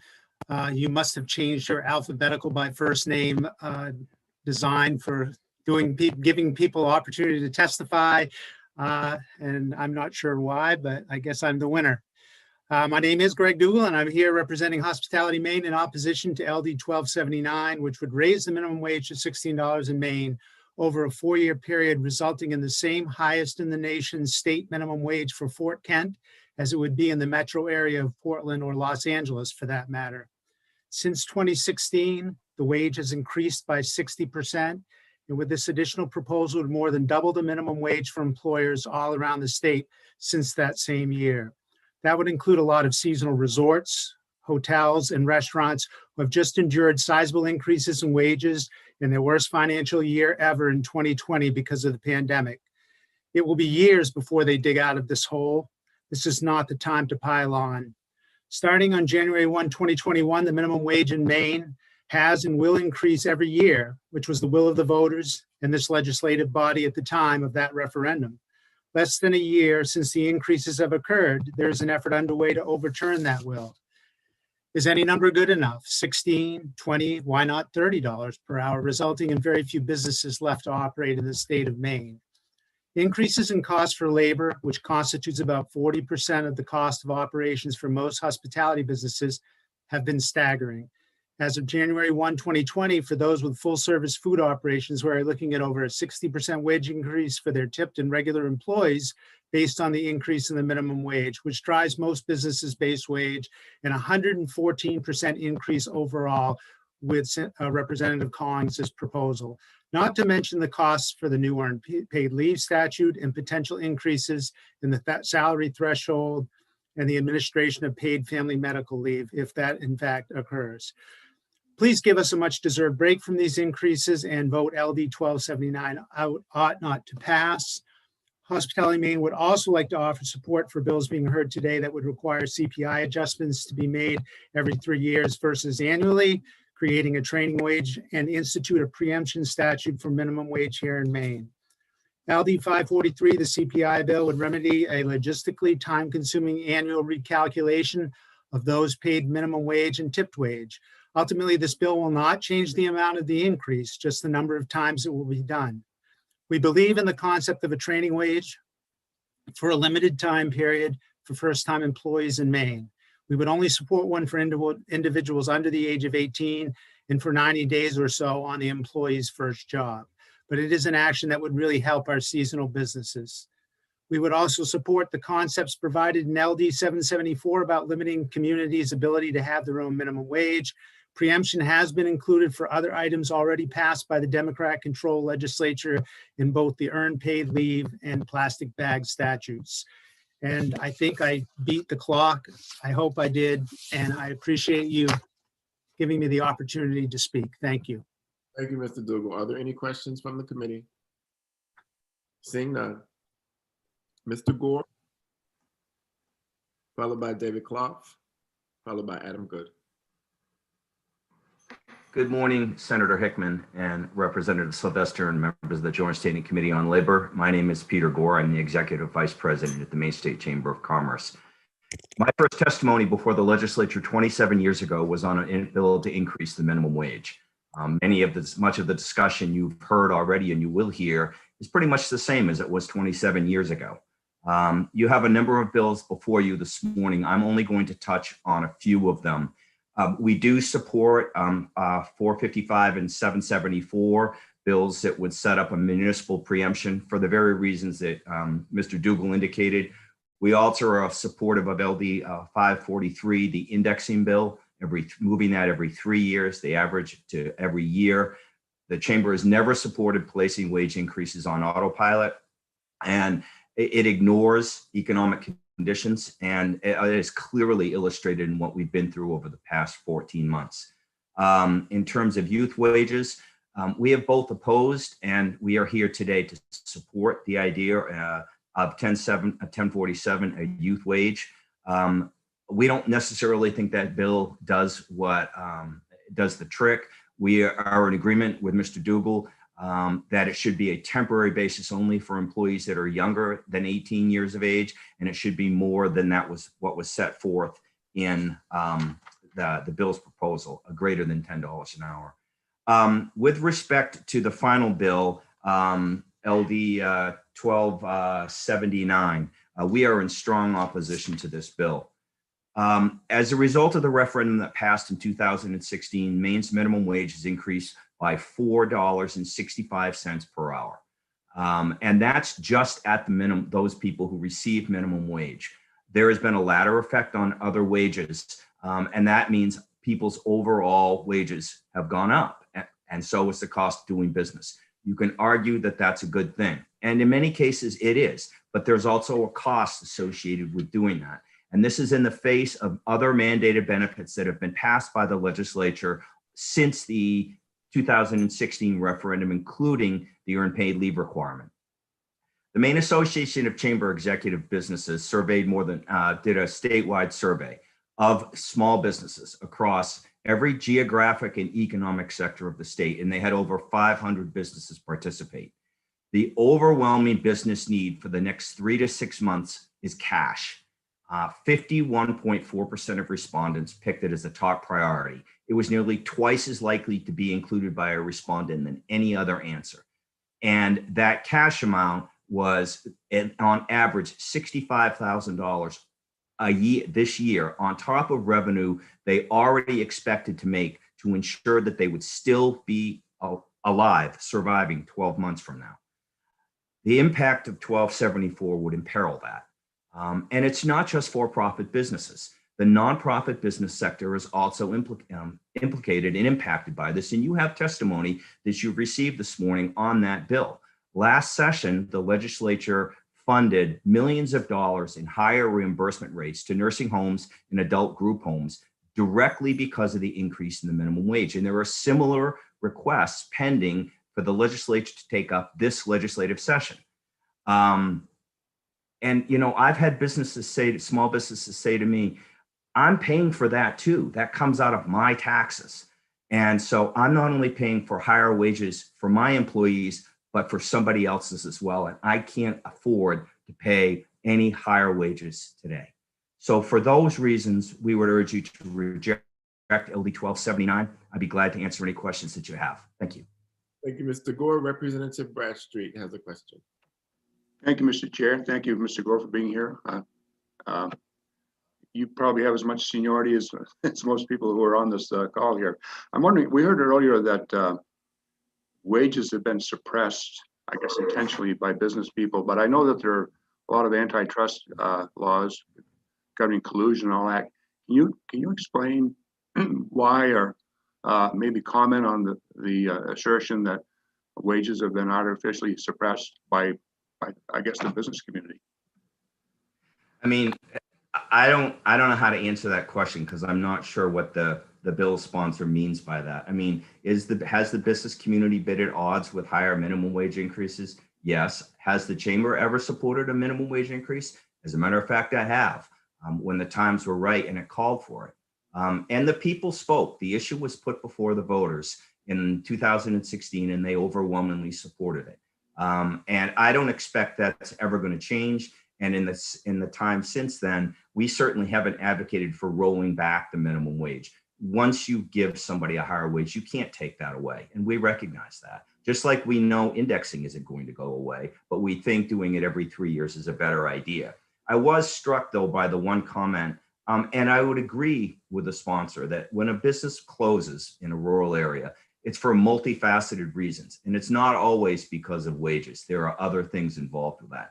But the real question you have to ask is, when a business closes and those jobs go away, do they come back? And I don't necessarily think they always do. Okay. Thank you. Just a quick follow-up. Yes. I guess I have the okay. Yes. You may. Oh, okay. Thank you. So there's no prohibition against anybody getting a much higher wage than the minimum wage, is there? If a person wants to offer it, they can offer it. No, it's not. And let's be realistic here. Prior to 2016, were employers in certain parts of the state paying more than $7.50 an hour? They absolutely were. Chairman Sylvester. Thank you, Mr. Chair. Mr. Gore, I know I've heard these bills a number of times. I can only imagine. I thought of you this morning, opening a safe, pulling out a stone tablet with your minimum wage testimony on it. I'm curious specifically about the two bills that would roll back the vote in Portland, given your comments about your respect for the 2016 vote. I wonder, there were many businesses that supported the raise to 15, and the controversial piece being the hazard pay. And so I wonder how you would, whether you would support maintaining a wage that people would vote for, such as Portland, or if you would support rolling that back. That's an interesting and a fair question. I think that I think there are other reasons why we think a municipal preemption, not unlike what was put in place when we did the earned paid leave law in 2019, is a good idea. It's consistency. It sets a business that has more than one location from an administrative standpoint on an equal par with all the others. It's a competitive issue. It makes businesses in those municipalities with a higher minimum wage potentially less competitive because they're paying more. Customers can go to another place and perhaps buy a product or a widget that might cost more because of wage and hour costs in one municipality than another. And I'll be honest with you, Representative Sylvester, I think that the question that asked in Portland is a very different question. It wasn't a straight up, do you support a $15 an hour minimum wage? This is the problem with some of these referendum questions. You have a multifaceted, multi-question, multi-policy decision being made by the voters who see the question, but don't really understand all the elements in which they're voting on. So I think that's part of the problem here and why municipal preemption is appropriate. Let the state make the determination if they need to have hazard pay. Let the state make the determination if minimum wage needs to be more than $15 an hour or more. If it needs to be more than that, so the employer can pay it from a competitive standpoint if that's what they think they need to do. Thank you. Are there any other questions for Mr. Gore? I just have one. Mr. Gore, do you believe that there should be federal preemption over state law regarding the minimum wage? Well, the Constitution or the federal government has said no, the states can increase the minimum wage higher than they want to. I guess the answer to that question is I probably prefer it's not going to happen. I'd probably prefer it from a competitive business standpoint. The chamber had always said if the minimum wage was going to be increased in Maine, we'd prefer it be at the federal level because then all states are placed on an equal playing field. That is your belief. So you would like there to be a federal preemption of the minimum wage, even though that's not constitutionally allowed? Honestly, probably not. but it seems to be more manageable at a state level than a federal level. Thank you. Honest answer. That's what I asked for. I appreciate it very much. Good to see you. Good to see you as well. Yeah, Mr. David Clough.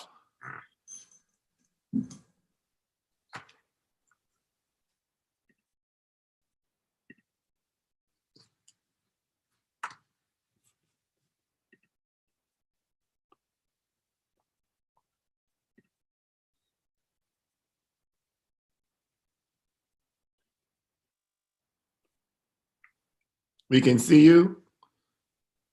Can you hear me? Yes. Okay, apologize for the technical difficulties. Good morning, Chairman Hickman and Co-Chair Sylvester and members of the committee. My name is David Clough. I'm State Director of NFIB, a small business group with thousands of members here in the state of Maine. I will have some written comments I'll provide you after the hearing. I want to make a few points, not to belabor things. First of all, running through the bills, NFIB members would oppose the increase of the minimum wage from the current $12.15 an hour to 16 or some other number. May I point out that at $12.15 an hour, Maine currently has the 8th highest minimum wage in the nation, 8th highest state minimum wage in the nation. Clearly, as you may know, Maine is not the 8th highest state in the nation when it comes to per capita income or other measures of prosperity of either the citizens or the gross state product. Is nowhere near the 8th highest in the nation either on a per capita basis. For the LD 543, every 3 years on averaging, the cumulative change over 3 years, I think there would be some interest in that. It does not take away from increase in the minimum wage. It just changes from an every year to every 3 years. That does create less shock. Every year it does create a little bit more shock in the third year when it happens.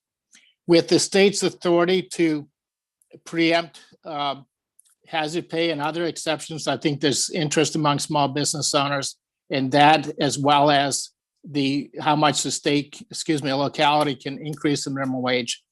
In some states, they've done something like that. They've put up guardrails so that a local minimum wage can't be too far apart from whatever the state wage is. And as you've heard from some others, and we'll be hearing from some others, it does, where small employers that have multiple locations, it does create less disruption in compliance, as well as improves the morale of workers who may be separated just by a few miles in a municipal border. I would like to just make a couple of points. One, we rarely hear about three elements. One is the cost, one's the adjustment, and third, maybe the impact. For every dollar in a minimum wage increase, assume 40 hours of work per week and either 50 to 52 weeks per year of a minimum wage job, add in Social Security taxes and Medicare taxes. For the employer, that equates to over $2,000 in extra wage costs for just one minimum wage job for every dollar that's increased. We asked several years ago, which is a very considerable amount. We asked several years ago, small business owners with the referendum, how do you respond to increases like that? And the response was what you'd expect upon thinking about it. They raise prices for customers. They make adjustments in payroll costs. And either by holding back on increases they were planning to do because they're forced to make other increases, maybe benefit changes they were planning to do that would be for the good of the employees and so forth. And they also cut back on the hours because they've got to somehow they've got to absorb the cost. They also, a third area they do is the owner takes a hit and how much they're getting out of the business. And lastly, and rarely, but the most catastrophic impact is they closed the business. Several years ago, this committee did hear from some small business owners who mentioned that they had either closed or knew somebody had closed or on the verge of closing. With adjustments, and that's the adjustment impact. We've heard that Maine is tied with Florida for the highest percentage of the population age 65 and older. Those are people often who are living on fixed income. There are other people living on fixed income. They do not have the wherewithal when the local store has to raise prices because of a minimum wage increase that's been forced upon the business by decision of the legislature or the voters. It makes it very difficult on people living on fixed income. In rural areas, there's not an economic vitality in rural areas like there is in urban areas, and there's an extra impact in that respect. We also have wage compression. And several years ago, the Health and Human Services Committee heard from a social service agency located in Auburn, John Murphy Homes, I believe it is, who talked about the difficulty absorbing a minimum wage increase because they work on state reimbursement and fixed reimbursement, social service agencies, fee for service. They don't have the wherewithal to turn around and raise prices on the customers because the customer is the state maybe or the federal government. Mr. Clough, that is the end of your 5 minutes. And so if you could summarize your thoughts. Yes, well, I will appreciate the heads up. The John Murphy Homes and others have mentioned wage compression, that people a little bit above the minimum wage are now also expecting a wage increase. So the impact is more than just the one job that's at the minimum wage. It's jobs on up the ladder for a while. And I appreciate very much the chance to make these comments. And I'd be happy to answer any questions, and we'll submit written testimony later. Thank you, Mr. Clough. Are there any questions from the committee? Seeing Representative Bradstreet. Yes, thank you, Mr. Chair. Mr. Cole, thank you for being here. I just want to know if you had any other points you wanted to make before we go. No, I did not. And again, I just wanted to hit some highlights, and as usual, highlights tend to take more time than expected. I will just say one thing, if I may. There's flexibility of a small business is very, very different from a large business. It takes a certain number of workers to make a place work. So if you've got a handful of employees, you don't have the flexibility to lay off an employee as much as, we'll say, a larger business does, where they can lay off 1 or 2 or 3 employees and still have others pick up the slack. The smaller you are, the less slack you have, just like a rubber band. Imagine a short rubber band versus a long rubber band. One has more flexibility than the other, and it doesn't take much to snap a short rubber band. Thank you. Thank you. Seeing no further questions, we will move on to Mr. Adam Good, followed by Curtis Picard, followed by Nick Murray, followed by Nate Williams. Good morning, Senator Hickman, Representative Sylvester, and members of the Joint Standing Committee on Labor and Housing. Adam Good, work as the Legislative and Political Director at the Maine AFL-CIO. Very much enjoying not going first. I know that comes with many advantages in the queue, and we'll try to read my testimony and respond to some things regarding your discussion today. We testify in support of 1279 and 734. We testify in opposition to the other 4 bills. In general, we are opposed to any effort to lower, weaken, or slow in any way Maine's minimum wage. We support a $16 minimum wage. Unlike other bills you're hearing today, this approach puts working people on a level playing field as it applies to all workers, and it maintains yearly cost of living adjustments after 2026. This approach keeps Maine on track with other national trends. We just heard somebody compare seniors in Maine and Florida. Florida is on its way to a $15 minimum wage. Costco plans to raise its minimum wage to $16 per hour this year. And as you move forward with this bill, we'd be happy to think creatively about the implementation timeline that both builds on other models around the country and is unique to Maine. Many of our affiliates earn wages that are higher than the current minimum wage. I bring this up because there have been many folks today who have talked about wage compression as if it is a burden on businesses and a problem. The reason why we support minimum wage increases, aside from helping workers who are making minimum wage, is that we see increases as helping many union workers who benefit from wage compression. Our experience in 2017, when there was a jump from $7.50 to $9, bore that out. At the time, Ronnie Green, a longtime, recently retired firefighter and member of Professional Firefighters of Maine, commented on the minimum wage, and I quote, his experience was, I represent firefighters all over the region. We have starting firefighter EMTs who are earning less than $12. In fact, we have starting firefighters with EMT and other certifications who are doing difficult work, who are earning $10.40 an hour or $11 an hour. $10.40 an hour to run into burning buildings and give emergency medical treatment at accidents. They are seeing their wages rise thanks to the minimum wage referendum. So firefighters and EMTs have obviously seen their wages increase in the last 4 years. I share this quote to help folks understand that people, especially people in rural Maine, benefit when you raise wages. We have heard the same story from nursing home workers in Eastport, laid off mill workers in their 60s who are going back to a new job until they can meet Medicare age, and obviously firefighters and EMTs. I think somebody brought up a question about economics and somebody with an economist background. I do not have that type of background, but we have heard from workers all over the state who have more money because of this, can buy windshield wipers, can take their kids out for ice cream, and they spend more money through increased consumer spending that obviously helps businesses and the economy.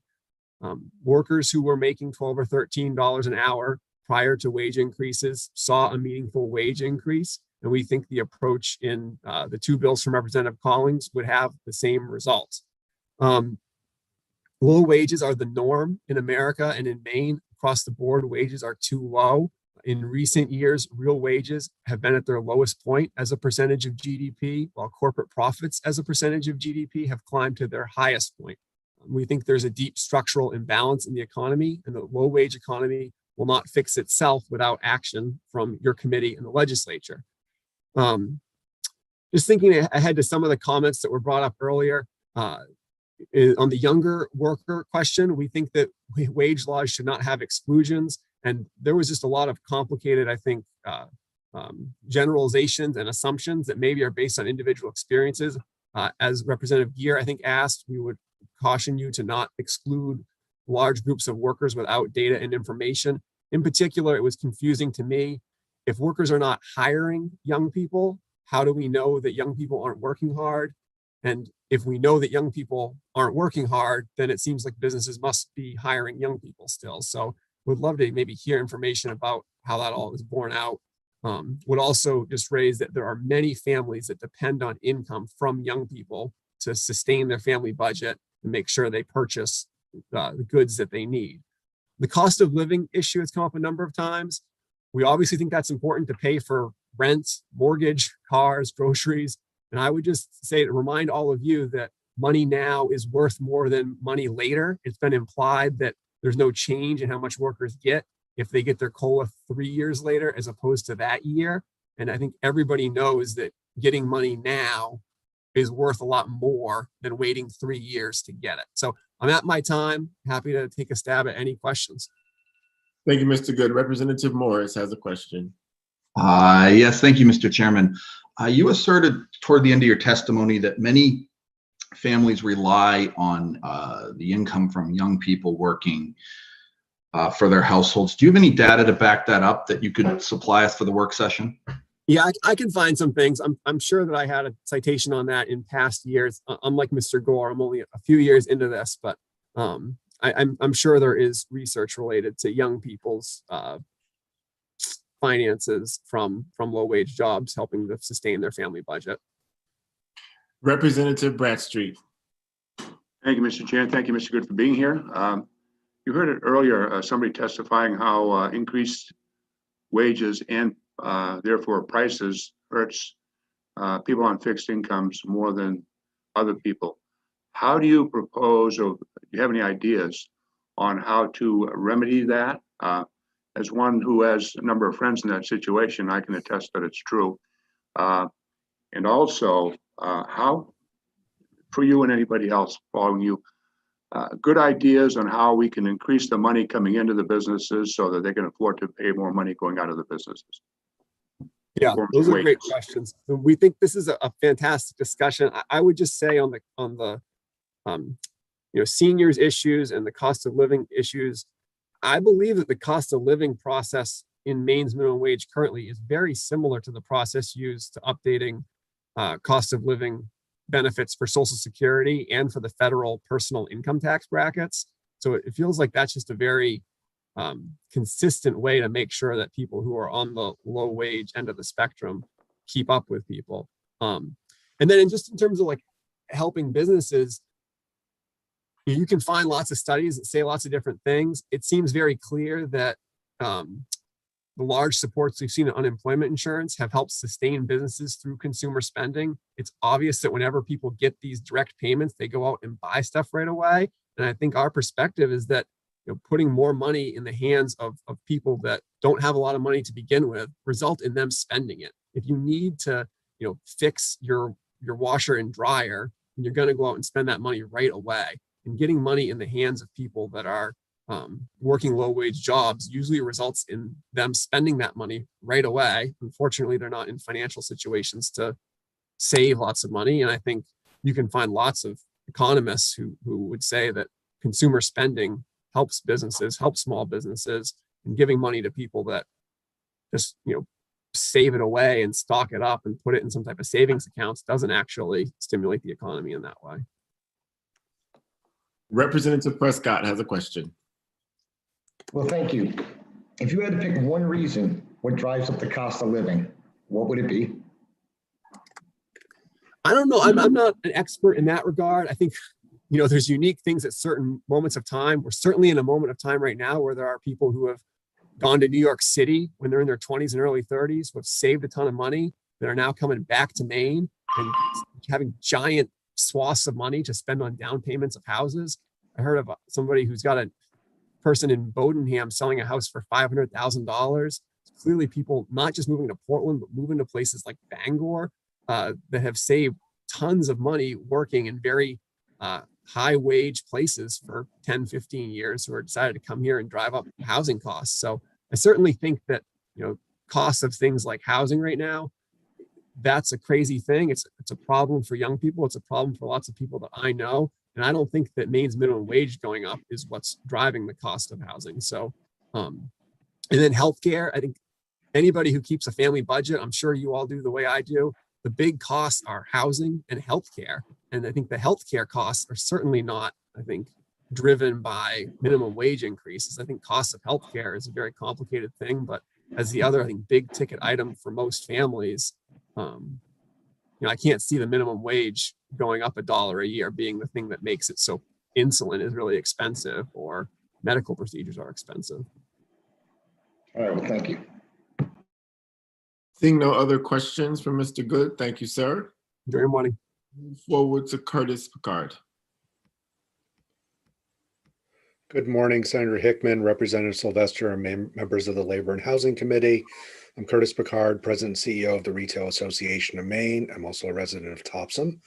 I'm here today. I'm going to testify in opposition to LD 1279 and then in support of LD 455, 543, 774, and 1047. I'm going to start with LD 1279, a bill that would increase Maine's minimum wage to $16 per hour, followed by annual increases. We're not aware of any state that is set to enact a $16 minimum wage, and passage of LD 1279 would be absolutely the wrong move as Maine tries to emerge from the pandemic. Our tourism, hospitality, motor coach industry, and live event venues are still dramatically impacted by the pandemic. How will raising the minimum wage by 25% get these businesses back on their feet? Lastly, it's important to mention that the impact of this bill would have on LD 607, the overtime bill that you'll be discussing on Wednesday. If both bills pass, the overtime salary threshold would jump to $72,000 a year. We'll now turn to LDs 455 and LD 774. Both bills look to preempt local municipalities from enacting their own minimum wage. We think LD 774 is a cleaner, more consistent way of doing it. We would even go further and recommend that the state of Maine should occupy the field of setting wage and labor laws and not municipalities. Having different local ordinances creates a patchwork of different laws or ordinances, making it hard for employers to comply, especially those with multiple locations. LD 543 would change the indexing of the minimum wage from every year to every 3 years, and we think this is a more reasonable approach that better balances the needs of employers with the needs of employees. Lastly, LD 1047 would establish some version of a youth training wage. We strongly support the concept, but we would suggest that LD 1047 is not the way we would recommend it. The goal of a youth wage is to enable more employers to offer opportunities to young people, specifically teenagers, to learn those critical first job skills. A number of states approach this issue differently, but we would recommend setting a youth wage as a percentage of the prevailing minimum wage for a specific period of time, say a number of calendar days or a number of hours worked. It should be focused primarily on teenagers 16 and younger, perhaps 17 and younger, but we think 18 and older should earn the prevailing minimum wage. Sadly, the participation rate of teenagers in our labor force is low. There are a variety of reasons for this, including an ever-increasing minimum wage and competition of other school activities like sports, theater, etc., for example. Maine's 10-year economic development strategy has set an important goal. It's to establish the Maine Career Exploration to help students and families connect to Maine's economy. This program will work with students on an age-appropriate level to help them explore career opportunities that are in line with their individual area of interest. Workforce skill development will start at a young age and grow to 100% of Maine students having an internship between their junior year of high school and 1 year post-high school graduation. We hope the committee takes the time to examine the issue of youth employment and find a way to help our young people develop these critical first job skills. We stand ready to work with the committee on this issue. Thank you for the opportunity, and I'm happy to answer any questions. Mr. Picard, are there any questions from the committee at this time? Seeing none. Thank you. Thank you, Mr. Nick Murray.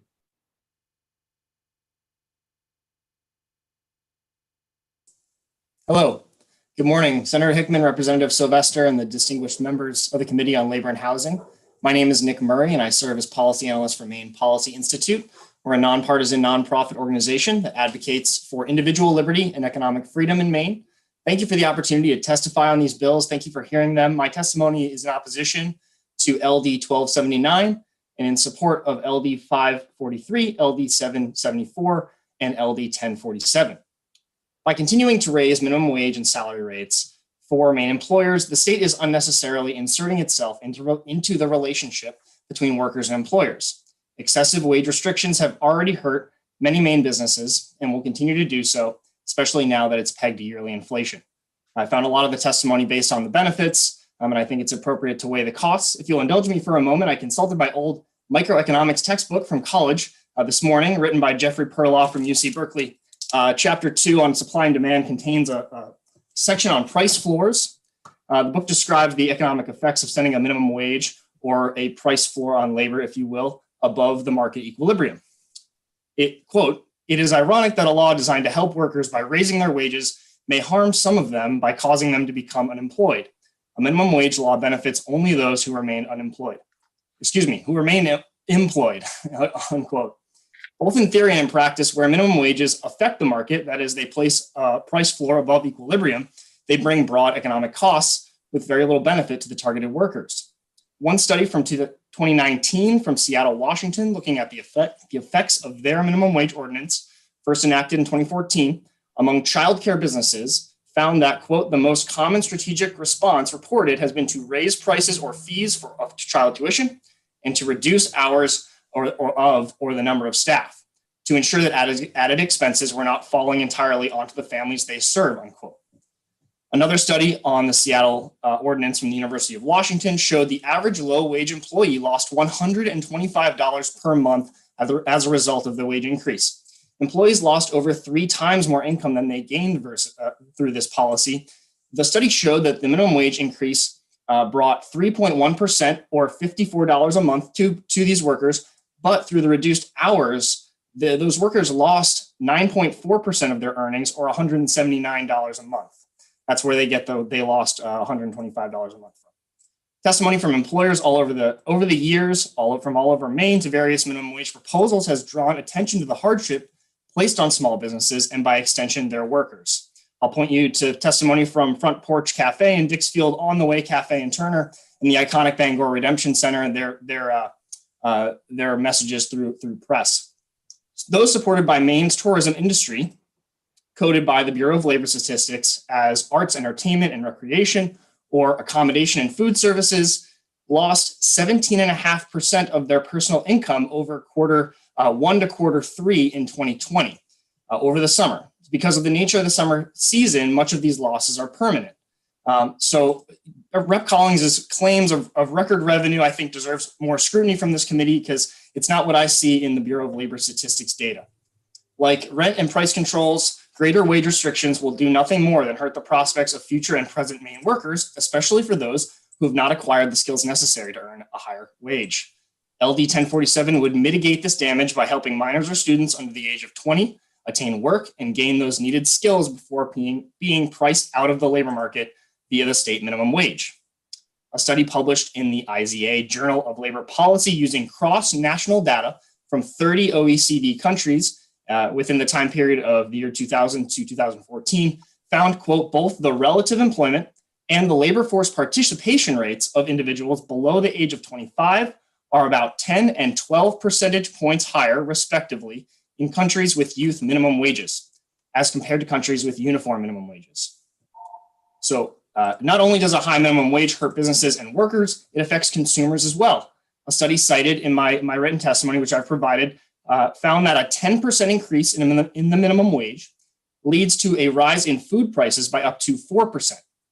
LD 1279 would raise the minimum wage by more than 30% by 2025. The state minimum wage has already grown too high to be reasonable for Maine's rural employers and residents.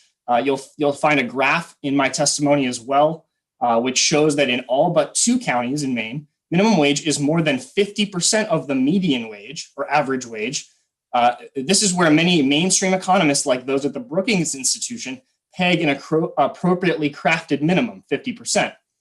In Oxford, Piscataquis, Franklin, and Lincoln counties, the state minimum wage is more than 60% of the average hourly wage. Mr. Murray, that is the end of your time. If you could summarize your thoughts in a couple Sure. The reality is that we're competing in a global economy, and the true minimum wage is $0. So I think that anything we can do to increase the competitiveness of the state and not be antagonistic to starting and growing a business is going to benefit the 57% of Maine workers who derive their income from small businesses. So thank you so much for the time. Glad to answer questions. Representative Bradstreet has a question for you, Mr. Murray. Thank you. Yes, thank you, Mr. Chair. Just a quick one, Mr. Murray. Thank you for being here. We've got a lot of different sources that you've given us. Are we linked to most of that in your testimony? Yes, there are. Most of them are linked. There are a couple that I'd be glad to email to the committee after this, because I did insert some more to sort of meld these testimonies. So yes, glad to send those along. Thank you. We like data, as you've heard a number of times. So thank you. Chairman Sylvester. Thank you, Mr. Chair. I will look again through your testimony, but I was curious, you cited the Seattle studies. I was wondering whether you were citing the 2015 study from the University of Washington, which found that there were some job losses, the 2018 study from University of California, Berkeley, which found mixed results, or the follow-up this year from the University of Washington that found that, and Berkeley, which found that there were no job losses overall. Well, the study from on childcare businesses was from 2019. I believe the University of Washington study was from 2015 or 2017, I believe. I have not seen the most recent follow-up, so I will check on those. But yes. Appreciate that. Thank you. Quick follow-up, Mr. Chair. Proceed. I was also curious when reading through the studies recently. I was struck by a quote. I went and found it. It's from the CEO Chad McKay of Fire and Vine Hospitality, which is a large Pacific Northwest hospitality company. And to summarize, what he said is that when they looked at how they were going to be able to pay the wage in Seattle, what they discovered was not that the wage was broken, but that their model of business was broken, and they were able to change things in order to provide a higher wage, even in many cases than the minimum wage in Seattle, and still retain their workers. I wonder, many business owners had that experience in COVID, redefining and reinventing their business in order to make it work. I just wondered what your thoughts were on that. I think it's important for business owners to have flexibility in the way that they hire and that they negotiate with their employees. Unfortunately, the minimum wage inserts itself into that relationship. And so I think that yeah, any business should be able to compete with others on the labor market. Unfortunately, this policy gets in the way of that. Representative Cuddy. Thank you, Mr. Chair. Thank you for being here today, sir. I missed the group that you said you were affiliated with. Maine Policy Institute. Is that the group that was formerly Maine Heritage Policy Center? Yes, sir. Thank you. Senator Garing. Thank you, Mr. Chair. And I would like to compliment the testifier on his well-researched testimony. I wondered if there were any other statistics that you ran out of time on being able to share with us, because I found your research to be incredibly helpful. Thanks, I appreciate that. No, I got through all the statistics. There is a piece that I will link to that provides the Bureau of Labor Statistics data. I realized that that came in this morning on my remarks here, but I'll make sure to include the rest in an email to the committee. Thank you. Representative Warren. Thank you for your testimony and your time today. So you're talking about the price equilibrium, and I think you mentioned this one being bad, but then also that it's, I think, quote, already too high. I think that the idea of a price floor, that this is all very nuanced, of course, and you're mentioning how it could be related to cost of living in different places in Maine. But I guess I'm just looking to understand, maybe you can provide the data that your analysis is coming from. What is your view of what the minimum wage should be? You mentioned at the end of your testimony that a base minimum or a natural minimum wage is $0. That seemed that's a big statement. Yeah, just wondering, where do you think that the price should be, and could you provide some of the context for your analysis? Sure, I'm glad to clarify that last statement. A true minimum is $0, because for those who cannot work or are priced out of the market, they don't have a job, and their wage is $0. So that's where that's coming from. I include a graph related to the piece about what is the appropriate minimum wage and how is it related to the cost of living. I think it's important to check that graph that I showed of the median wage in each county and where the minimum wage rests on that. As we all know, the county cost of living varies dramatically across Maine. And so, so I point to a study from the Brookings Institution, which is widely regarded as a mainstream economic outlet. That's why I look to my microeconomics textbook. I think that we would have different ideas about what a minimum is, but the point, I think, of minimum wage policy is to affect the minimum wage at some point. And the thing to keep in mind is that when it does affect the way it does go above equilibrium and it does affect the wage market, there are consequences there. And I think, as the University of Washington study showed, the consequences are much greater. The costs are much greater than the benefits of trying to negotiate where the best wage is. So I think it is prudent to allow the marketplace, allow employers in their negotiations with their employees to strike that balance. Okay, so just to clarify, that means you don't believe there should be one at all, regardless of what number it would be at. Okay. No, I think there's going to be costs either way. When the policy works, it's going to have detrimental effects. Yeah, okay, thank you. Are there any other questions for Mr. Murray? Seeing none, we will now hear from Mr. Nate Williams.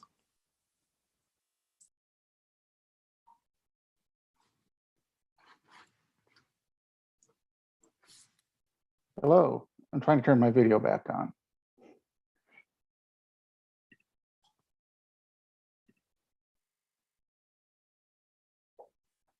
There we are. Hello, everyone. I'd like to thank the chairs, Senator Hickman and Representative Sylvester. My name is Nate Williams, and I'm the Director of Collective Bargaining and Research for the Maine Education Association.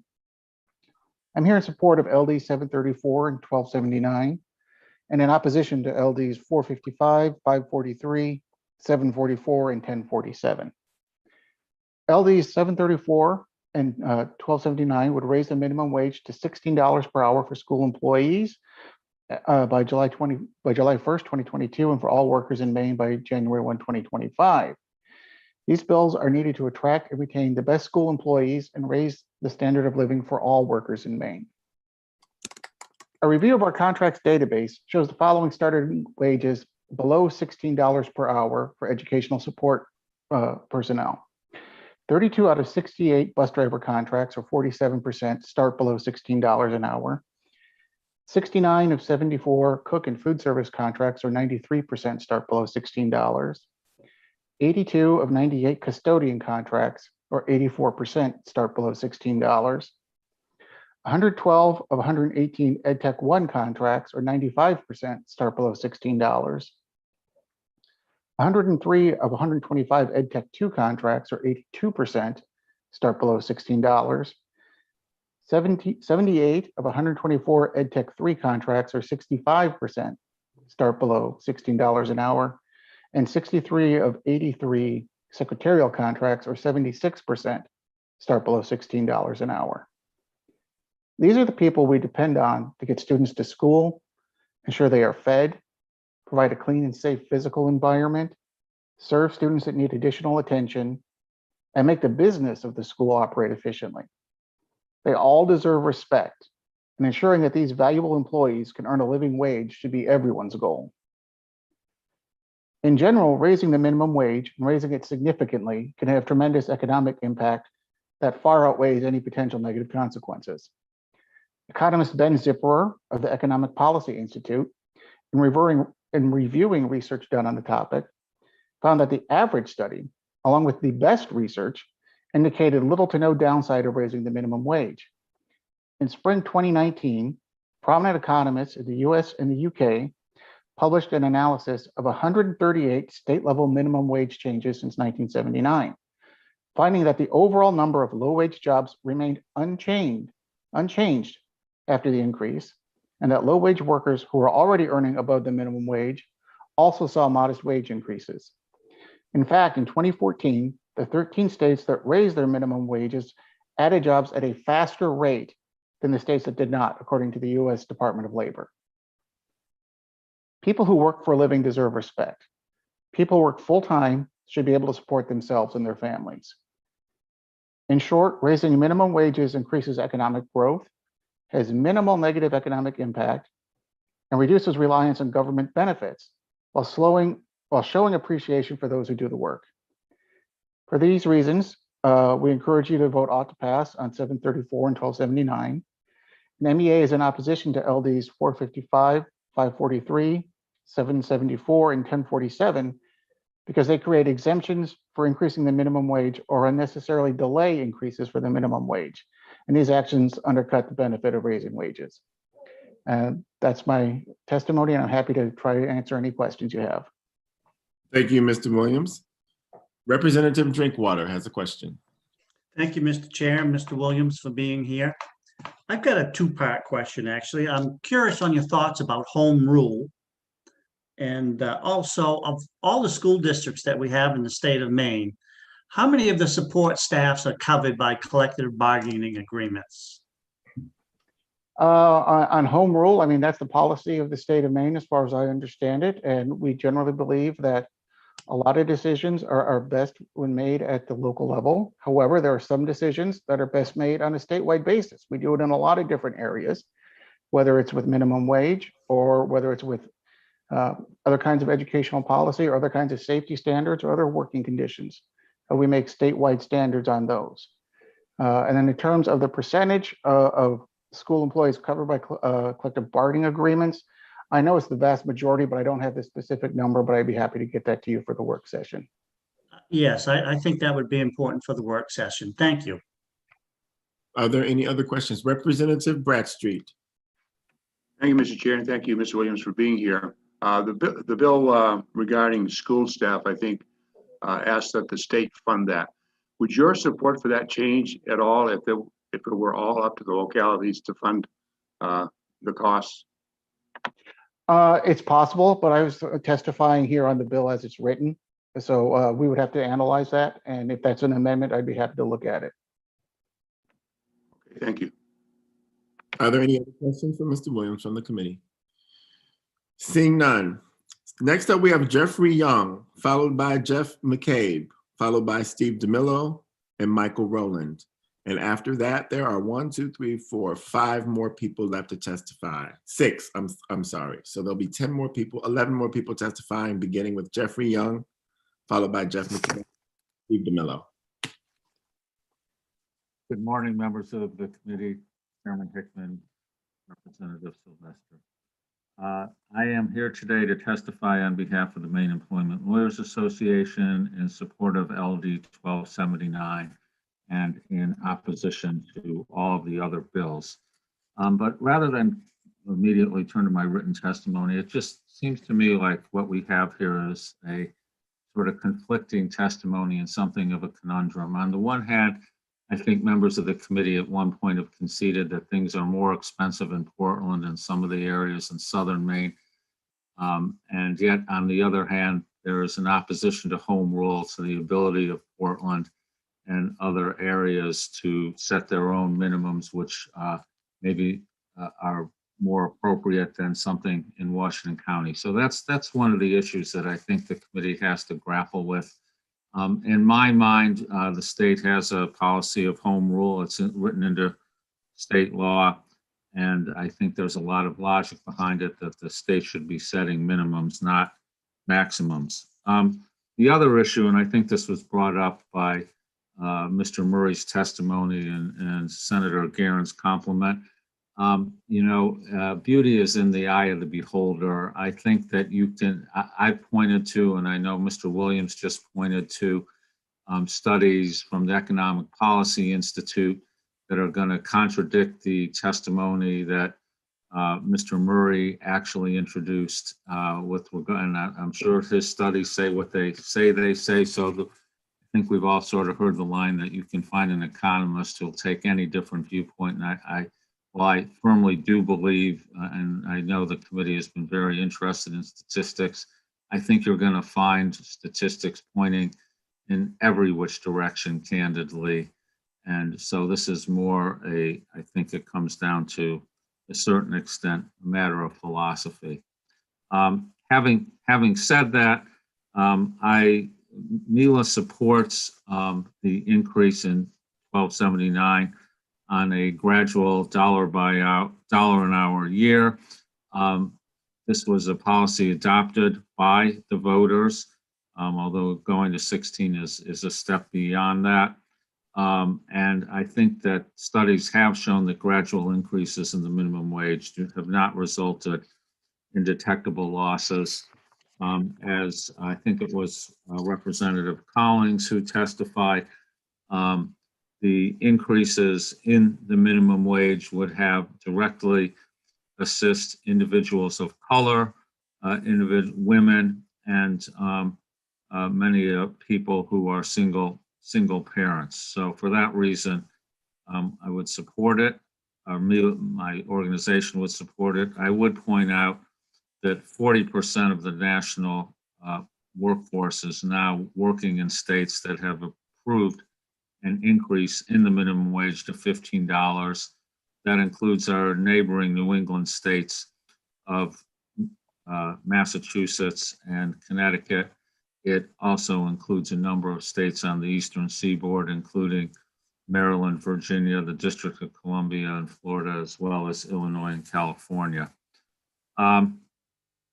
As I believe the sponsor of LD 1279 indicated, increasing the minimum wage to $15 an hour would help roughly 60% of individuals who we might consider as essential workers. Those include nursing assistants, home health aides, substitute teachers, janitors, housekeepers, and cleaners.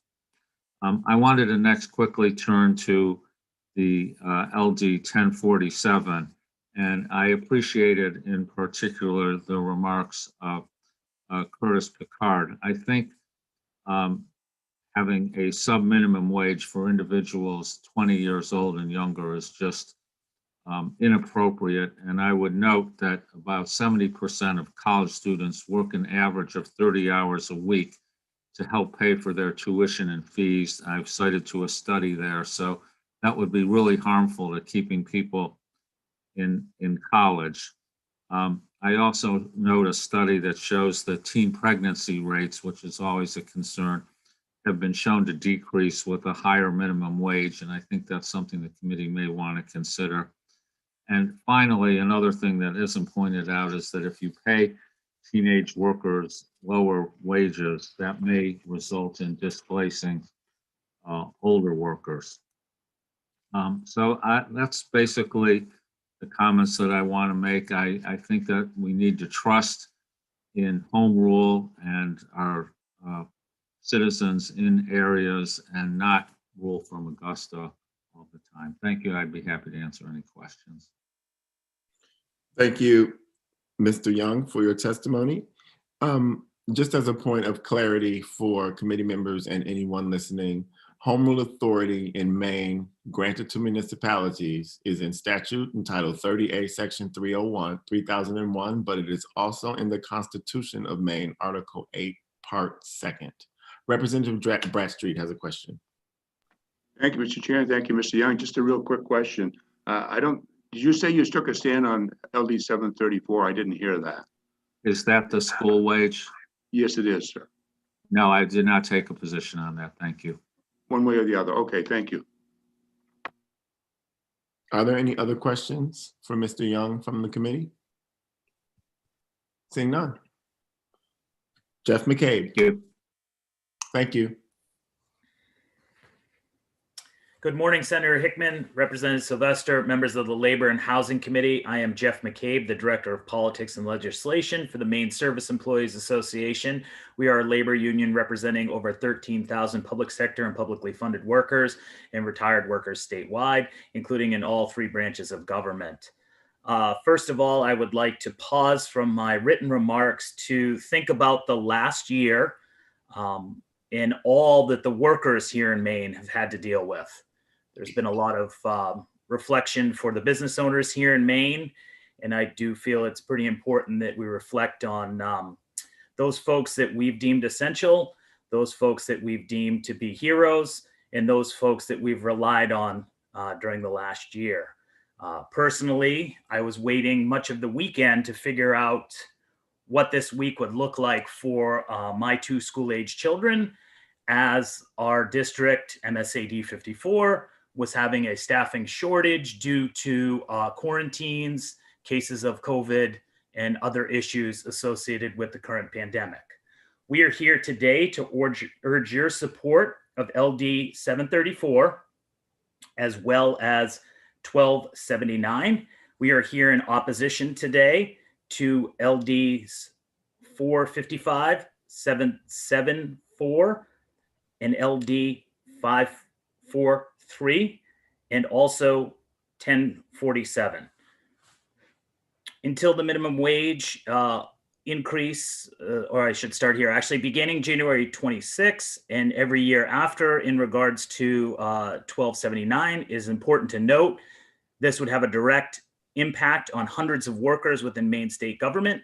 A quick list pull and estimation that we were able to do just recently, it looked like there was probably nearly 400 state workers who were making less than $15 an hour. And we just want to flag that for folks. We also are well aware that we have been paying across the board a number of state workers for at least the past decade below an actual sort of reasonable wage for the work that they are doing and compared to their private sector counterparts. And in the testimony that I have provided, you will see that within that market pay study, this was actually formulated through a bill that was before the legislature, as well as a study that came through a collective bargaining agreement about 2 years ago. This study was dated November 20th. This confirms that there is probably state workers earn about 85% of what their counterparts are paid on a comparable basis for comparable work. And while we all know there's only one way to address this inequity, it's to pay state workers what their counterparts earn. In the meantime, supporting LD 1279 would be an important step in that direction for hundreds of state workers who are doing their job. A number of them who are public interfacing, even during this COVID pandemic. outbreak and in doing great service to the state of Maine. We would urge you to support the other 4 bills, including LD 455. And as I went into that list before, we have a real problem with the youth wage as well. I've been listening to the testimony today in regards to having a youth wage for those folks 20 and under. I would be happy to provide some actual statistic data, but I thought pretty long and hard about the folks that I know that are 20 and under who are either supporting themselves or helping to support their families within our community, the greater Skowhegan area as well. And with that, I'm happy to take any questions. Thank you, Mr. McCabe. Are there any questions from the committee? Seeing none. Next, we have Mr. Steve DeMillo, followed by Michael Rowland, followed by Kate Dufour, followed by Christine Cummings.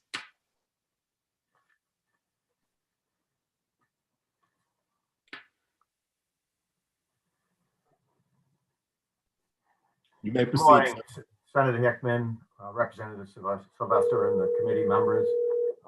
Thank you for the opportunity to address this this committee for my my comments on these legislative documents. I'll start off by addressing LD 1279, which I oppose. The market, well, the market that I'm in obviously is different than other parts of the state. Very competitive. The minimum wage is addressed by market conditions. As Representative Sylvester can tell you, doing business in Portland is we're just cannibalizing each other's employees to make our staffs work, to fill our rosters. And I understand the passion and the concern of the members of the committee, but I can't stress enough that we value our people, our employees. We always have, not just in this tight labor market. And if folks want to earn more money, they do a different job and move up in the ranks, or they move on to find something better. So, the minimum wage, it's a big debate. It's been going on for years whether minimum wage is entry level or not, but it certainly is a market based, or at least here it is here in Portland, and it probably is in other parts of the state also. My issues with the minimum wage increase really comes down to, I guess, market conditions again, is that there's a limit to what people will pay for a bowl of chowder and a beer. I mean, eventually it's just we've outpriced ourselves. I think that, in Portland, we're dealing with the hazard wage issue, which unfortunately, I don't think the voters understood when they were voting for it. We were not able to put our message out because it was in the middle of the senatorial and presidential election. So I think there's a lack of knowledge in the community sometimes when it comes to these things. So thanks for allowing people to put this information out there, both business people and labor folks. I also would like to commend Representative Bradstreet on LD 543. Boy, indexing, I think it needs to be reviewed, and a reasonable action is what I see on that action. LD 774 is a good policy. Preemption, boy, would stop what we're dealing with here in Portland, I think, except for the referendum issue. We'll deal with that on a separate time. And then LD 1047, Representative Rudnicki, that is where she just hit the nail on the head. That's where the rubber meets the road. Get these kids into the jobs. We'll train them, but there's a lot of kids out there that are just not worth the full minimum wage in the beginning. I love our staff. It's like family, but enough is enough as far as raising the minimum wage. Thank you for your time, everybody. Are there any questions for Mr. DeMillo from the committee? Representative Bradstreet. Thank you, Mr. Chair. Again, thank you, Mr. DeMillo. I was interested actually in something a little bit different. You said, I think, particularly about the hazard wage situation in Portland, you didn't think a lot of people were understanding of the details of it. Did you have a public hearing on that? And there's a reason I'm asking. I had a potential bill asking for public hearings at the municipal level on citizen-initiated referenda. So that's why I'm interested in finding out. I've heard conflicting stories. It was simply enough signatures were collected to get it on our ballot, and then again, we just couldn't educate the voters because of the presidential and the senatorial election. So no, in Portland, I think you only need 1,500 votes to get 1,500 signatures to get a referendum question on the ballot, and that's something that will be addressed in the upcoming review of our charter commission that's been established. And so there was no requirement for a public hearing on that. I believe there is not. Okay, thank you, and appreciate all your testimony too. Thank you. Are there any other questions for Mr. DeMillo? Chairman Sylvester. Thank you, Mr. DeMello, for being here. As always, we appreciate you coming in to have your voice heard. I guess I'm wondering about the questions of Portlanders not understanding the referendum, because I certainly saw hundreds and hundreds of signs that said vote no. I saw an enormous amount of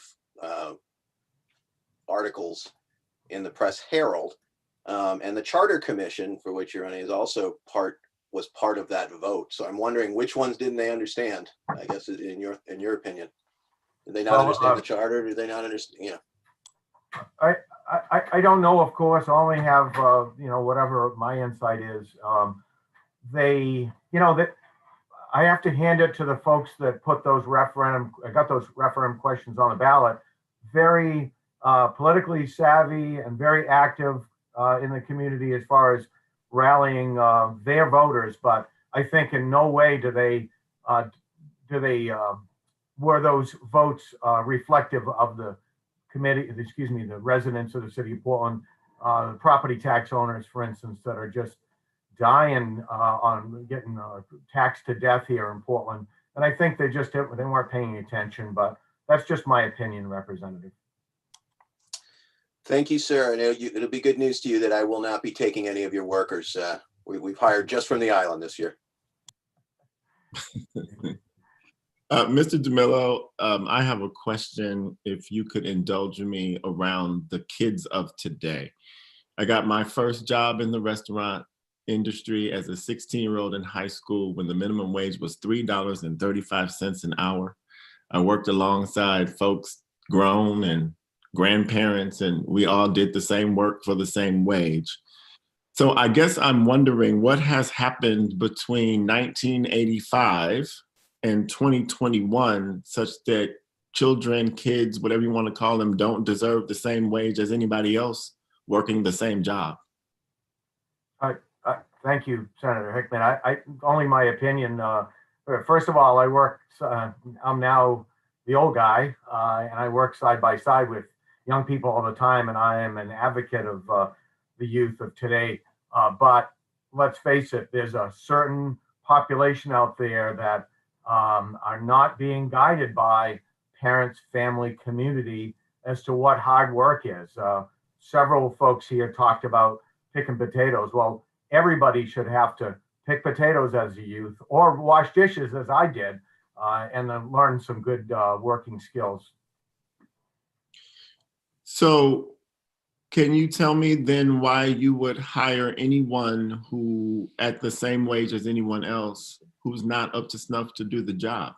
I guess I'm just wondering why we want on-the-job training for people of a certain age group, because they don't sound like they can do the job. Yeah, I didn't mean to make a disparaging remark against those folks. Everybody's got to start somewhere. I think some employers are probably listening to that question, Representative Hickman, and say, how about desperation? We don't have a choice here in Portland anymore. A little bit off topic, but we really don't care if someone stabbed their last boss. We're going to hire them. We're just going to keep an eye on us, keep an eye on our backs. We're desperate. Thank you. Any other questions from the committee? I appreciate you answering my question, sir. See you again.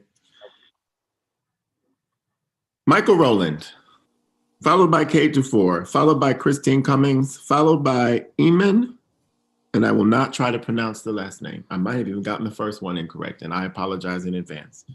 Welcome, Mr. Rowland. Thank you. Good morning. Yes, good morning. Senator Hickman, Representative Sylvester, and members of the Joint Standing Committee on Labor and Housing. I'm Mike Rowland, Director of the Bureau of Labor Standards at the Maine Department of Labor, and I'm here to provide testimony in opposition to LDs 543, 1047, and 1279.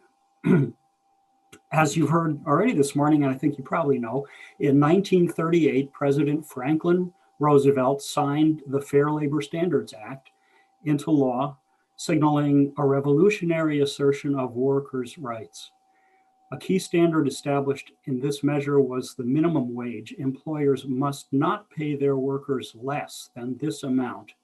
Upon sending the original Labor Standards Act to Congress in 1937, FDR said that America should be able to afford to offer all our working men and women, quote, a fair day's pay for a fair day's work.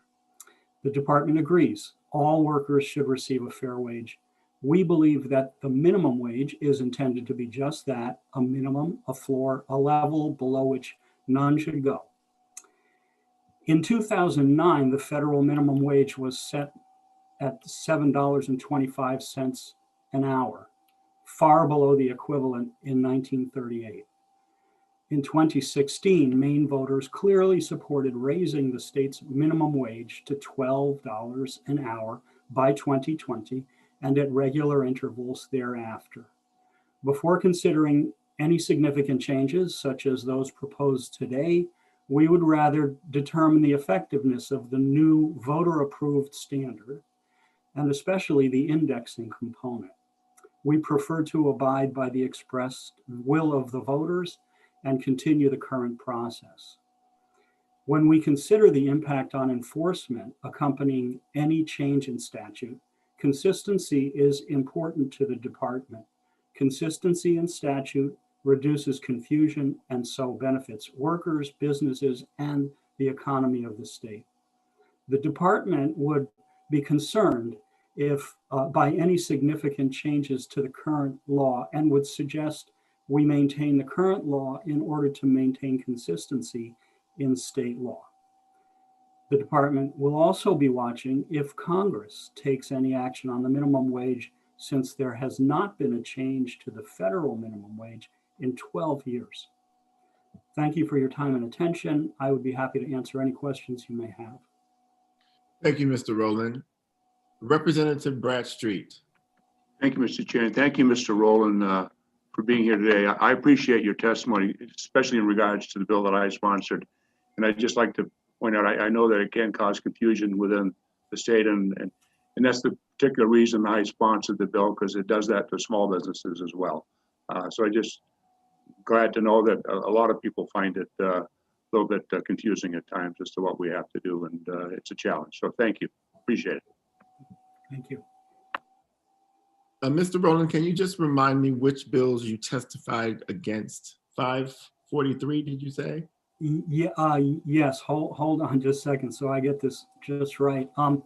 Yeah, it's 543, and in our testimony it said, in our printed testimony it said 553, which is another bill altogether, and maybe we're preoccupied with that one for other reasons, but 543, LD 1047 and LD 1279 were the bills that that I testified in opposition to just now. And the other bills that are in front of us today, you take no position on? We don't, because they don't really directly affect the department. Thank you. Representative Buddy has a question. Thank you, Senator. Thank you, Director Rowland, for being here today. There's been a lot of testimony around young people and their inability to get work, and I've anecdotally heard reports of that in my own district. And I'm wondering if the Department for Work Session can provide information on youth employment statistics, preferably starting pre-minimum wage increase and moving up through to the most recent statistics you have available. So historical record of youth employment, essentially? Yes. Yeah. Exactly. Thank you. We'll do our best. Thank you. Representative has a question. Thank you, Mr. Chair. And thanks for being here, Mr. Rowland. I will jump on the bandwagon for work session requests and ask for any data or experience you have on indexing minimum wage increases annually or every 3 years or any other time frame that it's been done in. I'd like to see the results of that. Okay, and that would be a survey of other jurisdictions as well as Maine, if yes, yep. Exactly, just to see how that plays out and how it affects that minimum wage over time. Thanks. Will do. Are there any other questions for the department from the committee? Seeing none, we will see you at the work session, sir. All right, thank you. Next up is Kate Dufour, followed by Christine Cummings, followed by Eamon, followed by James Mile, followed by Stephen Bailey. Senator Hickman, thank you. Senator Hickman, Representative Sylvester, and members of the Labor Committee. My name is Kate Dufour, and I'm here on behalf of the Maine Municipal Association to provide testimony in opposition to LD 455 and LD 477. The authority of self-governance is a privilege that the residents of Maine's 484 communities take seriously. No communities are alike. Residents are motivated by different priorities, principles, and values, which are translated into policies, ordinances, and charter provisions that are debated openly and rigorously at the town meeting and at select board and council meetings. Municipal government proceedings are open, heavily monitored by the media, and regulated by the requirements of Maine's freedom of access laws. They are also conducted at times of the day when a majority of residents are available to participate and through the use of remote technology now accessible at great convenience. Municipal government is truly an open book. For this reason, municipal officials oppose strongly the minimum wage preemptions proposed in LDs 455 and 774, as residents should retain the authority to weigh the benefits and risks and make decisions on a variety of issues that address the community's interests and priorities. The legislature's authority to limit local control should be used sparingly. The very individuals entrusted to elect lawmakers should be in turn be entrusted to decide what is best for their municipalities. And I thank you for your time and consideration. Wow, thank you. That's the time of conversation. Are there any questions for Ms. Dufour from the committee? Seeing none, it's great to see you. Next up, Christine Cummings. Good morning. Good morning, Senator Hickman, Representative Sylvester, and members of the Labor and Housing Committee. My name is Christine Cummings. I'm the Executive Director of the Maine Grocers and Food Producers Association. First and foremost, MGFPA is testifying in opposition for further increases to Maine's minimum wage, opposing LB 1279. Independent grocers work within very tight profit margins to stay in business, approximately 1% to 2% annually.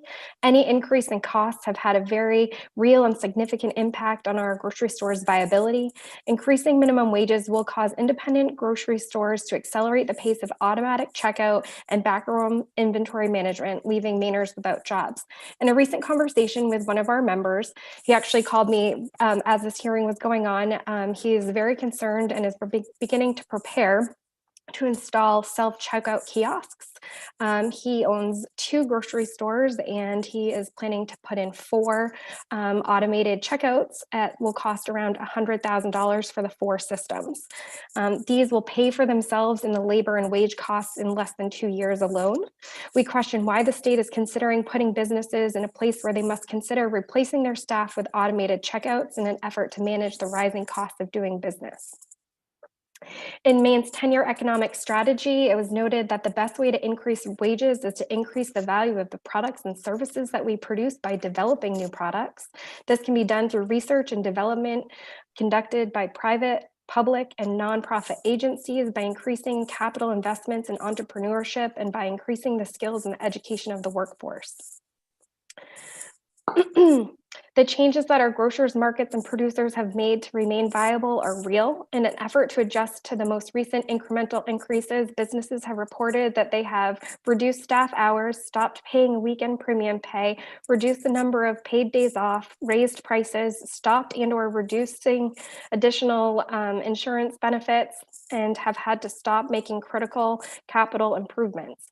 To quote, services such as floor care, weekly sales flyers, advertising, donations, repairs, and other costs are now regularly evaluated. In addition, one member noted minimum wage increases have taken away merit and seniority wage increases. Wage scales are compressed and take away opportunities to reward high performers and those who stay with the employers long term, end quote.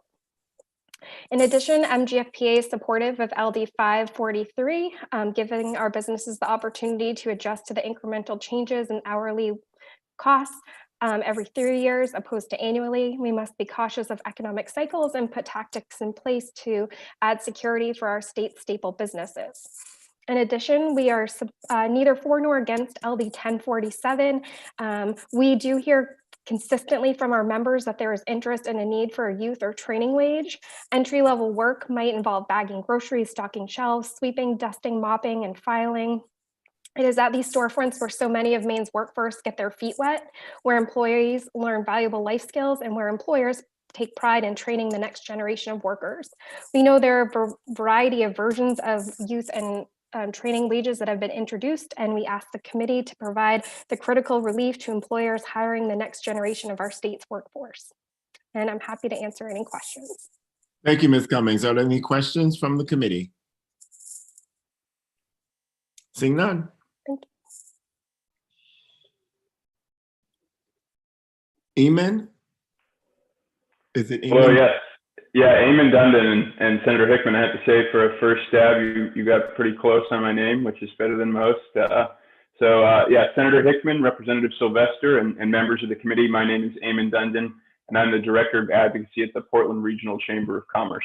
I'm here today in strong support of LDs 455 and 774. We are a business membership organization supporting the communities of Portland, South Portland, Cape Elizabeth, Scarborough, Westbrook, Gorham, Falmouth, and Cumberland.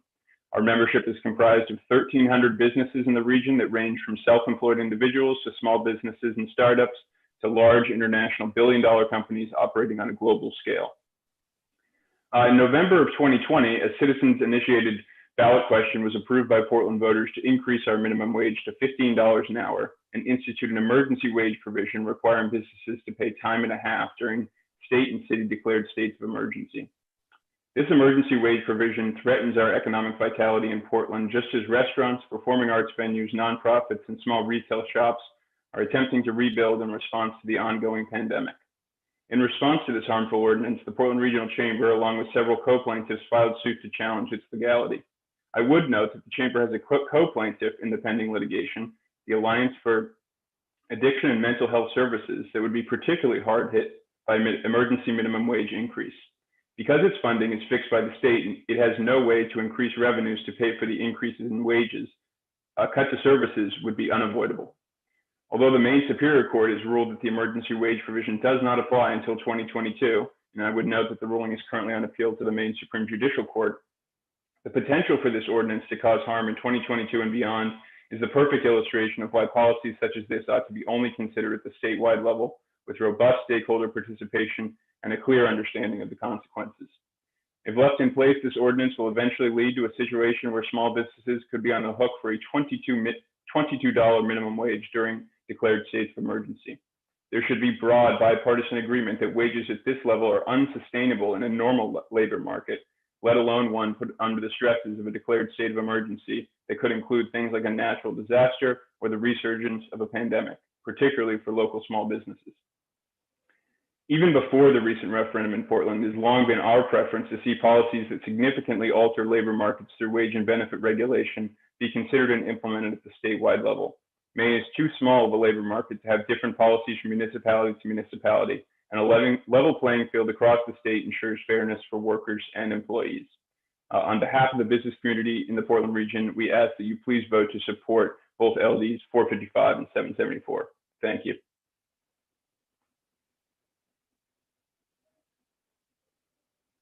Thank you, Mr. Dundon. Are there any questions from the committee? Representative Bradstreet. Yes, thank you, Mr. Chair. I'd just like to hear again from Mr. Dundon. And thank you for being here, sir. Regarding the referendum questions in Portland, there was no public hearing on the particular items that were on the ballot. Yes, that is correct. It's currently written the citizen-initiated referendum process in Portland. There is a public hearing at the City Council to decide whether or not to put the initiative on the ballot, but the comment is limited to, sort of challenging, did they achieve enough signatures? There's no comment on the merits of the proposal or consequences of the proposal. Okay, thank you for that clarification. I appreciate it. Thank you. Absolutely. Any other questions? Thank you for being here, sir. Thank you very much. We will have James Mile, followed by Stephen Bailey, followed by Jeff Austin.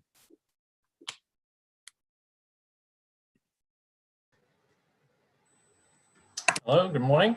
Morning. Hi, I'm here my name is James Mile. I'm a policy analyst at the Maine Center for Economic Policy, and I'm here to testify against LDs 455, 543, 774, and 1047, and in support of LD 1279. MECEP believes that a strong minimum wage supports Maine's workers and creates an economy that's stronger for all of us. And so that's the reason we're urging this committee to oppose any efforts to weaken the minimum wage and to support increasing the minimum wage by 2025. As you heard from some other folks, this past year has really demonstrated just how important low wage workers are to Maine's economy. And during the pandemic, we've recognized a lot of the Mainers in industries like retail, hospitality, and care work are essential. Many rightly recognize them as heroes, and yet it's these workers who will be harmed most by proposals to cut Maine's minimum wage. In my written testimony that I have sent to you, so some of these proposals would affect up to 220,000 Maine workers. And in my written testimony, I've kind of included where a lot of those folks who are being affected.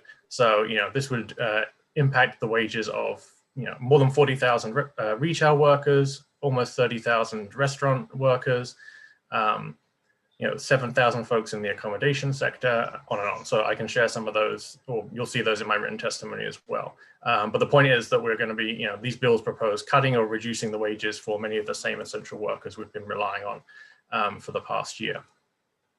I would point out, I've also got some numbers in there to sort of give the impacts of some of these other bills. The two bills that would preempt municipal ordinances, I'll mention that it's not only the Portland ordinance that's at stake here. There was an ordinance passed in Rockland by a popular vote that would increase the minimum wage to $15 an hour for most employees there. Between Rockland and Portland, we would estimate these bills to preempt the local ordinances would result in a pay cut for 25,000 Maine workers who would lose almost $61 million by 2026 every year. Similarly, the 1047, the bill to create a youth wage, would impact approximately 14,000 Mainers between the ages of 15 and 20. It would effectively result in a $2.65 an hour pay cut for those workers and would result in upwards of $6 million a year in lost wages for those folks as well. Some folks have already pointed this out, but LD 543 that looks at the delaying the cost of living adjustments, although it's true that the cost of living adjustment would come into effect after 3 years and would make up some of that ground. I think the impact in those off years shouldn't be underestimated. So if you looked at folks, for example, in the year 2026, current law would put the minimum wage probably at about $13.40 an hour in 2026. But if LD 543 had passed, it would probably still just be $12.90 an hour. So that's about a 4% real terms pay cut for the 222,000 minimum wage workers in Maine there. And that works out to about $114 billion in reduced wages just for that 1 year.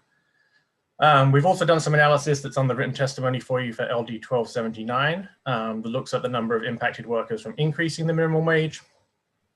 We estimate that by 2026, the number of folks impacted by this bill would be about 351,000 Mainers would get a wage increase, and that would be about $820 million a year, or an average increase of about $2,500 per affected worker. We did take into consideration that this is sort of a larger increase than we've seen in some other places, and certainly a larger increase than we've seen in Maine before. I would point out, and this is in my written testimony as well, some more detail for this, but I would point out that a lot of recent evidence on the minimum wage research has really shown that the economy can sustain larger increases than has previously been thought. We now have more evidence for that from a lot of, especially local level wages that have had higher minimum wages implemented. And so the level that Maine is looking at for, we think about $16 an hour in 2025 would be about 64% of the state's median wage for full-time year-round workers. And that's at a level that we've seen that other states and localities have been able to support without significant job losses. So I'll summarize there, and I'll be happy to answer any questions. Thank you, Mr. Meyer. Are there any questions from the committee about all this data that you have brought forward? Representative Cuddy. Thank you, Senator. Thank you for your testimony today, Mr. Meyer. What is the level that you think would be too high in terms of the percentage of the median income?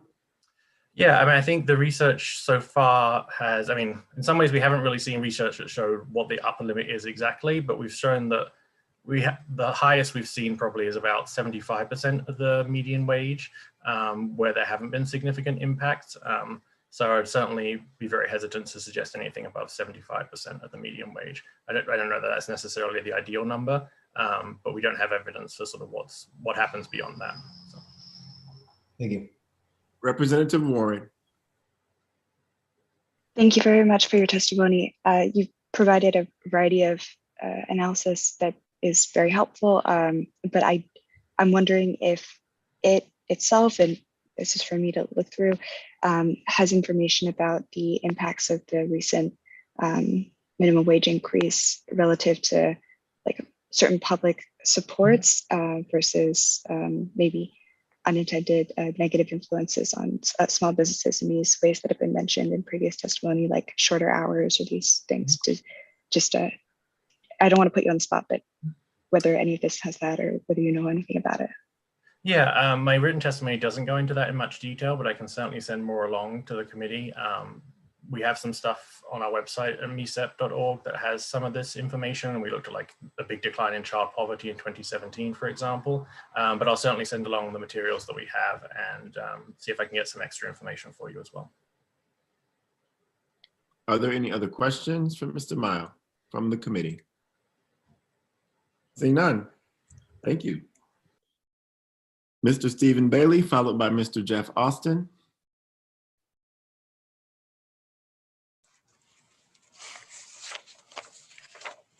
Welcome. It is afternoon. Yes, thank you. I was checking because I was going to say good afternoon. All right, thank you.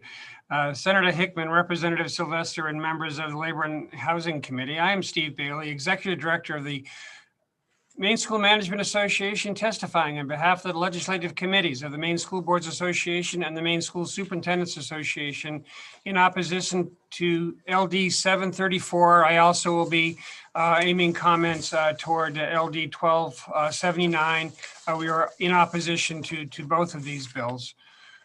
When school boards working with their superintendents put together the local school budget, they consider what is needed for the best educational outcomes for students and make their best case to taxpayers on why property tax increases are necessary. The good news is most school budgets pass in this state because the groundwork done by boards and superintendents in their recognition that what is a reasonable increase in some communities will not be accepted in others. They understand their communities and the local employment conditions and the number of retirees versus working families in town. Simply stated, our associations oppose this bill because pay increases have to be in line with reasonable school budgets that local voters will approve and property taxpayers can afford to pay. Clearly, that will differ depending upon the community. In preparation for a similar bill last year, we looked at some salary information from a sample of our schools to identify which positions were above and below $16. For secretaries, who comprise the greatest number of hourly employees in our schools, the range was anywhere from 65 to 75% at or above $16, depending upon what grade level was served in their schools. Educational technicians comprise the second largest group of hourly employees. For Ed Tech 1s and 2s, roughly 55% were at or above $16. For Ed Tech 3s, 63% were at or above. Custodians are our largest group of employees, and based on our survey, roughly 60% were at or above. For cafeteria workers, our fourth largest group, 52% of servers were at or above, and cooks were 62% at or above. We have quality people in our schools and want to keep them. This bill, however, would require substantial tax increases in some of our communities or trade-offs that are not in the best interest of students. That reality is not mitigated by the fact that this bill proposes to have the state pay on a one-time basis for this rate increase. We believe it is still an unfunded mandate. It raises the overall cost of education, and that could put future school budgets in jeopardy, as well as erode the support we currently have from local property taxes. As you know, some Maine communities have very different economic realities than in our more rural parts of the state. And in all communities, there are people who are getting dangerously close to being taxed out of their homes due to substantial increases in property values over the last year. We are an aging state. So-called empty nesters still support public education, and we thank them. If we add on to already rising costs for education, including the needed ramp up to a minimum salary of $40,000 for teachers in 2022, we risk losing them. I'd be glad to take any questions, and thank you for the opportunity to testify. Thank you, Mr. Bailey. Are there any questions from the committee? Representative Drinkwater. Thank you, Mr. Chair. Nice to see you again, Mr. Bailey. Thank you. Nice to see you as well, Representative Drinkwater. Collective bargaining agreements. Do we know what percentage of all of our schools have collective bargaining agreements for support staff? We can find that out. I don't know the percentage for support staff. I would say it's a vast majority of the districts. Some of the smaller ones may not have them. So wouldn't this bill undo a lot of those agreements? I mean, there's no way you can undo those agreements. Well, it wouldn't do them. It would certainly add pressure to the conversations that are needed, you know, within the local levels to be able to determine, okay, what's the next collective bargaining conversation going to be like? Very good, sir. Thank you. Are there any other questions? Mr. Bailey, I just have one, and it is not that the state can afford this. I don't assume that, but if the state did pick up 100% of these costs, not on a one-time basis, but every year going forward, would you still consider it an unfunded mandate?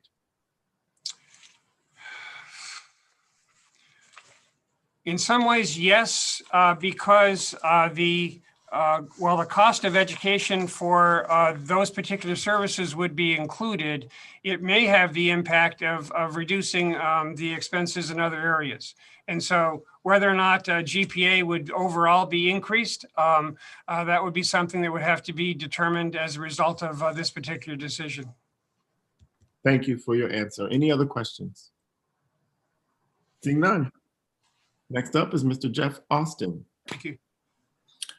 Good afternoon, Senator Hickman, Representative Sylvester, members of the committee. Can you hear me? Yes. Thank you. I'm here on behalf of the Maine Hospital Association to testify in favor of 455 and 774 and against LD 1279. And I'm here to, again, present testimony similar to testimony I've provided to you on other bills and raise an issue that you've heard about, which is the Medicaid conundrum for those of us who are providers of Medicaid services. We respect municipal home rule and don't take lightly the issue of preempting municipal home rule. But the issue really for us, if I may say so glibly, the issue really isn't whether we respect Portland's minimum wage and hazard wage. It's whether the state does and whether you do. In addition to being the labor committee, you are in effect the board of directors for an insurance company, the Medicaid program. And I am not aware of any directive from the legislature to the administration that they shall increase reimbursements for Medicaid providers in Portland to accommodate Portland's home rule decision to increase their minimum wage.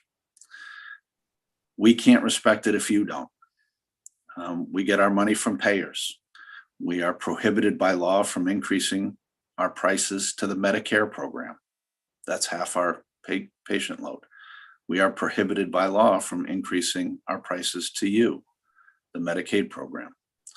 We do our best in the commercial insurance, Anthem and Aetna and so forth, through negotiation. So we could live without 455 and 774, I suppose, if you would pay for your share of it through the Medicaid program. I don't see it in the budget. In fact, we're proposed to be cut in the budget, but that's another story. So we can only respect it to the extent you do. Since you haven't, to my knowledge, and in fact, there was another bill this session, LD 652, in a different committee, that merely asked to allow providers to beg. Please set up a system to allow providers to beg for a rate change in response to things like a municipal minimum wage increase. That's not going anywhere. So we can't even beg. So we feel we have no choice but to support this kind of legislation. With that, I'll wrap up and I'd be happy to take any questions. Thank you, Mr. Austin. Are there any questions from the committee? Representative Bradstreet. Thank you, Mr. Chair, and thank you, Mr. Austin, for being here. Appreciate your testimony. And getting back to the situation where the state, might be expected to pick up the share that the locals in Portland, for instance, can't pay.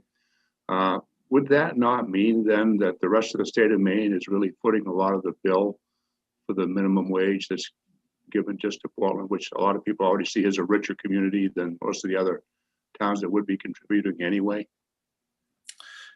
Yeah, I suppose so. I hadn't thought of it that way, but yes, if the state were to respect Portland's minimum wage decision and fund your share of it, then yeah, you would be paying for it through the mechanism you have to pay for things, which is income and sales taxes, which you collect statewide. Are there any other questions from the committee for Mr. Austin at this time? Seeing none. Ms. Thompson, is that all of the people? Thank you. Thank you. Yep, he was our last one. And I'm checking the attendees to make sure that everyone, yes. So with that, I will close the public hearings on LD 455, 543, 734, 774, 1047, and 1279. Committee, it is 12:12 on a Monday. We started an hour early and I thought we would be here until 5. But here we are at 12:15, finished with our public hearings on minimum wage bills. So my request or my ask is, do we have Mr. Langland with us? Do we have any language reviews to go over, or are we in a holding pattern? I don't know if you had a chance to check your email, but Colleen did get back to the committee on the information that was requested about the mandates on the language review that was done on Friday with LDs 213 and 467. If you feel that the committee's in a position to further discuss those, I can shoot her a link and she can come on, or I think that we will be in a position to further discuss those on Wednesday. Okay. I do have actually a piece of language that I can review with the committee on LD 648. Okay. Which was the apprenticeship bill. Let me pull it up. Just occurred to me that it'd be good to get that out of the way because I do have a question about it. Okay. Okay, let me share my screen.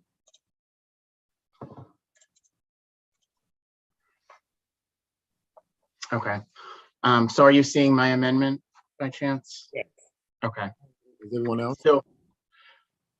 So there was a lot of discussion at the work session about the Department of Labor had requested that if the committee went forward with the amendment as the bill as proposed, they amended it to specify that the funding should be used for reimbursement of direct training costs. And I wasn't sure if the motion, the majority motion, which was ought to pass as amended. I know that the majority felt that the committee wanted the sponsors amendment, which technically this was not in the sponsors amendment. So I wanted to flag that for you, as I wasn't sure whether this was something the majority wanted to include, but it was something the Department of Labor recommended. Thank you for that. Chairman Sylvester, is this something that we can also take up later today, or are we clear about our intent here? I am trying to remember who made the amendment and who made the amendment. Who offered the motion.